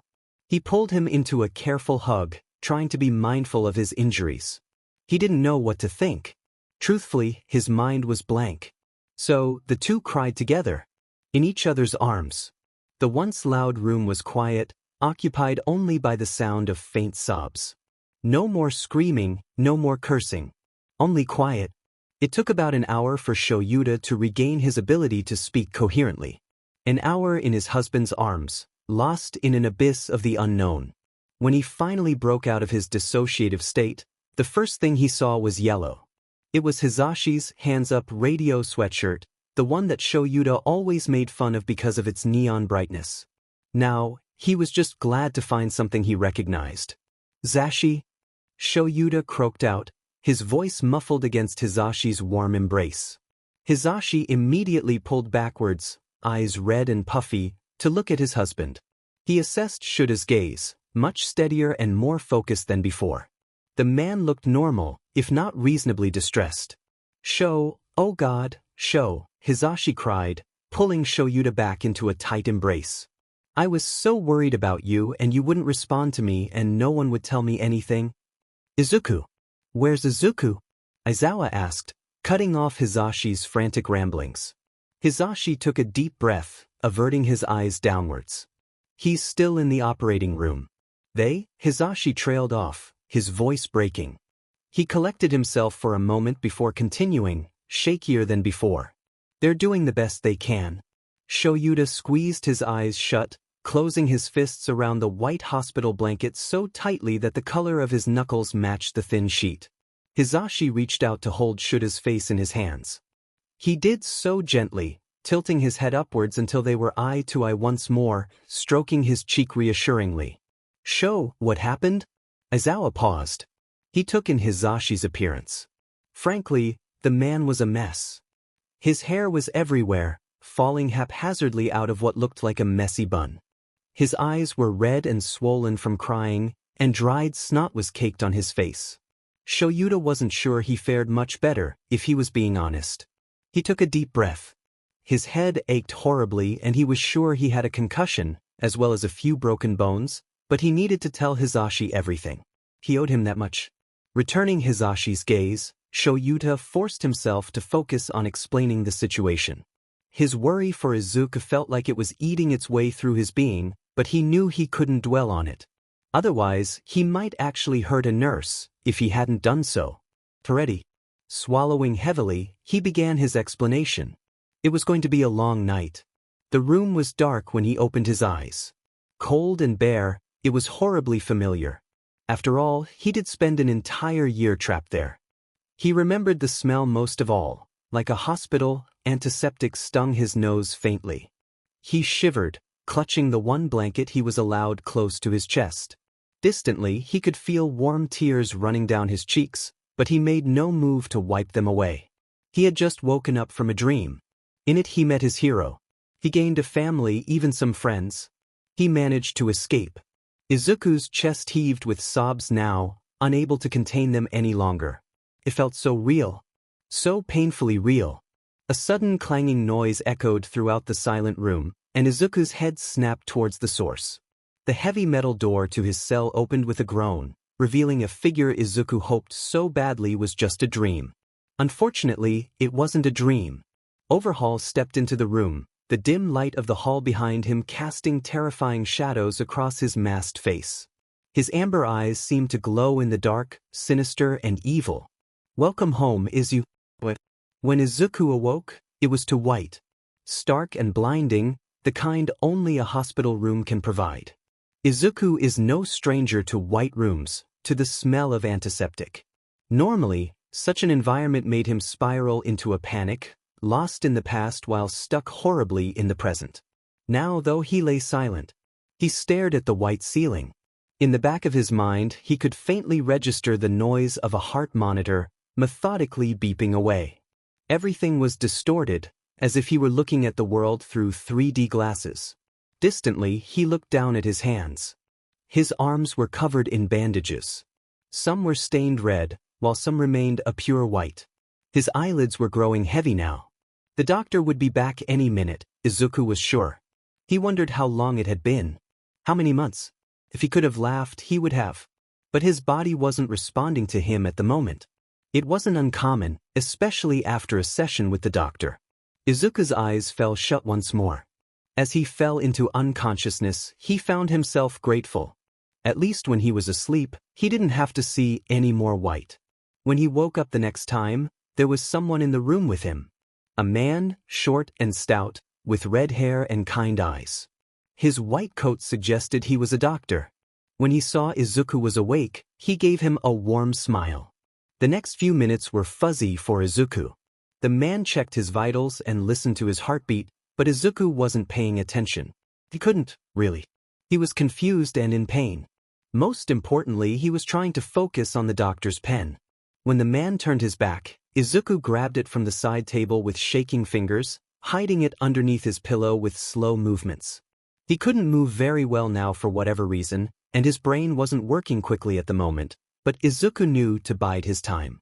His eyelids grew heavy shortly after, accompanied by the pounding of his head that never seemed to go away for very long. Izuku allowed himself to rest now. His time would come soon. The next time the red-haired man came to check on him, Izuku was already awake. Awake and prepared. He had regained some of his mobility, and while his critical thinking skills weren't at 100% just yet, they would have to do. After all, it was only a matter of time until Overhaul showed up again. Izuku couldn't wait until then. He had to move now. So, when the man approached with a stethoscope in hand, Izuku pretended to be asleep. Only when the stethoscope was pressed lightly up against his chest did Izuku's eyes fly open. He grabbed the cord of the device with one hand and the man's collar with the other, yanking him forward while wrapping the stethoscope around his neck into a chokehold of sorts. The man let out a brief cry of shock, flailing helplessly in Izuku's grip, but Izuku's shaking hold was enough. He was unconscious after only a minute, his body falling limp to the floor. Izuku took a deep breath, trying to collect himself. His body was screaming at him and his head was still fuzzy, but it was okay. He was going to make it out. He slipped out of the bed quietly, stumbling a few times before falling onto his knees. Sharp pain shot up both of his ankles to his legs, and he bit his tongue to stop himself from cursing. His legs felt numb. The bandages on his feet were beginning to stain red. It was okay. If he had to crawl out, he would. Breathing heavily, Izuku made his way forward. He couldn't walk, so he used his hands and knees to guide him to the door. In his right hand he held the man's pen. In his left, the stethoscope. He made it to the door and was reaching for the handle when the sound of approaching voices stopped him. The voices were male, and there were only two, but they sounded mad. Izuku ignored the racing of his heart in favor of backing away from the doorway. Positioning himself carefully behind the door in case the men entered, Izuku waited, poised to strike, still on his knees. The voices got closer. Izuku tightened his grip on the pen. The door opened. Izuku lunged. I just don't understand why we couldn't see him until now. He's been out of the emergency room for a week. A week, Zashi, and still no visit, Shoyuta fumed, speed walking towards his son's hospital room. Hizashi sighed, smiling apologetically at the nurses his husband had almost run over in his hurry. I know, Sho. Trust me, but he was in critical condition. We would only get in the way. You know that. Plus, we get to see him now. Isn't that what matters? Shoyuta rolled his eye, finally approaching the door to Izuku's room. Without hesitation he grabbed the doorknob and opened the door, not responding to Hizashi's optimism. Not that he had a chance to do so, seeing as he was tackled to the ground upon entering the room. He hit the floor hard, the breath stolen from his lungs. Hizashi screamed, but Shoyuta stayed still. He could feel something metallic against his throat, tipping his chin upwards and digging into his skin hard enough to draw blood. Calmly, he made eye contact with the boy holding him down. His son. Izuku. Izuku looked wild, his eyes hazy and his hair flying behind him in a mess of curls. It was as if Shoyuta was looking at an animal. It made his heart ache. He couldn't move his head to see the rest of Izuku's condition, but he didn't think it would be much better. To be completely honest, he had expected something like this to happen. He tried warning the nursing staff, but they wouldn't listen to him. Now, he just had to deal with the aftereffects. Kid, look at. Izuku growled, putting more pressure on Shuta's throat. Shoyuta snapped his mouth shut decidedly, but he maintained eye contact with Izuku. Out of the corner of his vision he could see Hisashi move towards the door. "Don't," Izuku rasped out, gesturing to his hold on Shoyuta. Hisashi stopped moving, fear and worry evident in his features. Turning his attention back to Shoyuta, Izuku spoke quietly. His voice was shaky and his words were slurred, but his tone was clearly threatening. "Where is Overhaul?" The room was quiet as Shoyuta processed the question.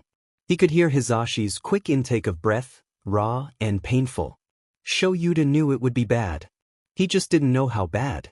Because Izuku didn't know where he was. He didn't know who he was. Didn't recognize Shoyuta or Hisashi. The thing that hurt the most, though, was that Izuku believed he was still in danger.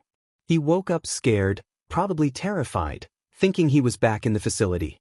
Even now, he thinks he needs to be fighting for his life, while severely injured, or else Overhaul would torture him again.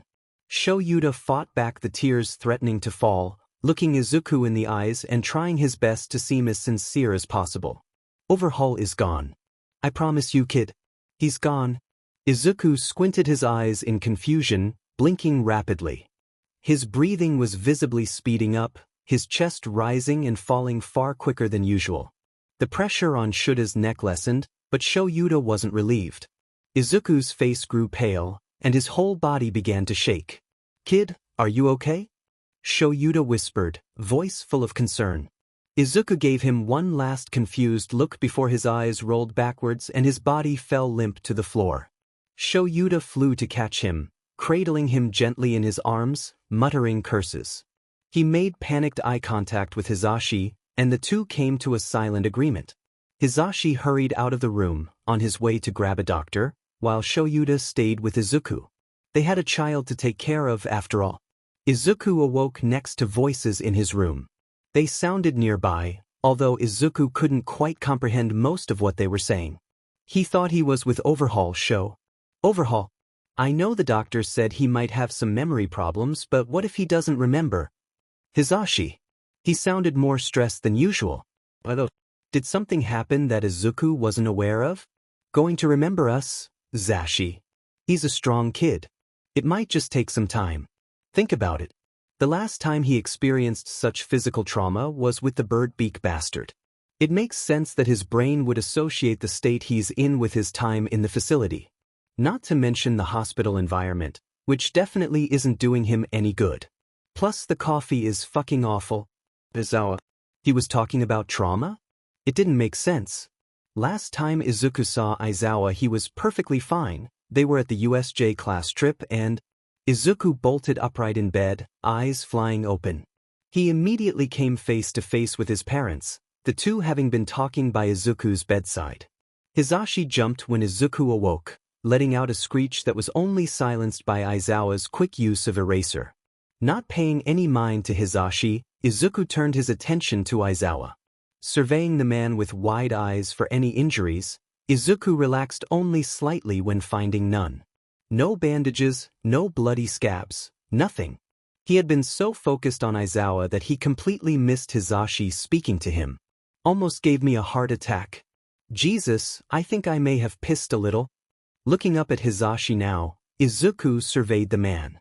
He was in casual wear, just a sweatshirt and jeans, with messy hair tied haphazardly into a bun. Dark bags lined his face, and when he looked at Izuku, the boy was sure there was fear in his eyes. Izuku looked back to Aizawa. The man always looked tired, but especially so now. It was as if he had stayed up for a week straight. His long black hair was greasy and limp, obviously not having been washed for some time. Aizawa didn't have fear in his gaze, but there was something in it that wasn't normal.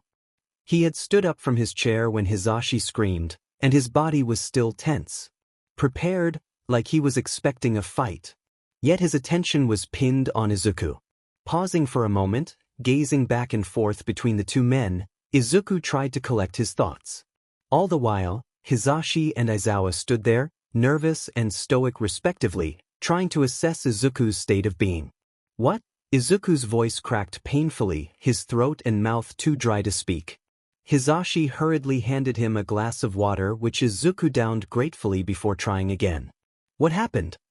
He whispered apprehensively, trying to quell the panic rising in his chest.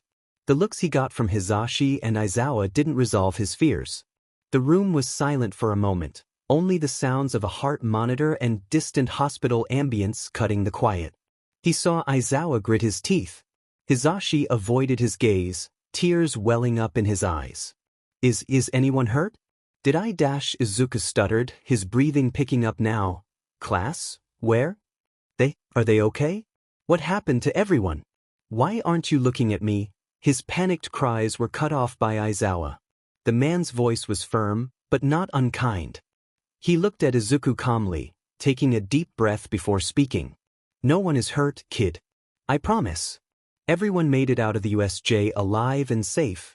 Izuku blinked the tears out of his vision, furrowing his eyebrows in confusion. Why dash? He croaked out, his voice failing him once more. Aizawa took a cautious step forward until he was right by Izuku's side, offering his hand for Izuku to hold. Izuku took it gratefully, pulling Aizawa close and shoving his face into the man's neck. They stayed there for a moment, Izuku trying to match Aizawa's breathing. When he calmed down slightly, Izuku pulled away, facing Aizawa head-on. He glanced in Hisashi's direction. The man was crying now, face contorted in worry and sadness. Why are you two looking at me like that? Did I? Izuku took a deep breath, biting down on his lip to stop himself from crying. Aizawa intervened, running a comforting hand through Izuku's hair as he spoke. The only one who got seriously hurt at the USJ was you, kid. We were worried. You weren't yourself for a while there, that's all. We thought we might have lost you. His tone was soft, and his gaze never left Izuku's. For a moment, Izuku let himself think. He looked at his hands, pale and small against the hospital bed's comforter. Looking back up, Izuku wasn't panicking anymore. No, there was no confusion or fear in his eyes. Just a deep, palpable sorrow that cut Aizawa to his core. Tears still streaming down his face, Izuku asked Aizawa a simple question. I hurt someone, didn't I? His voice was small and quiet, less a question and more a simple confirmation. Like he already knew. Like he hated himself for it already. Hisashi spoke up this time, wiping away the tears from his now red cheeks. Oh. You didn't.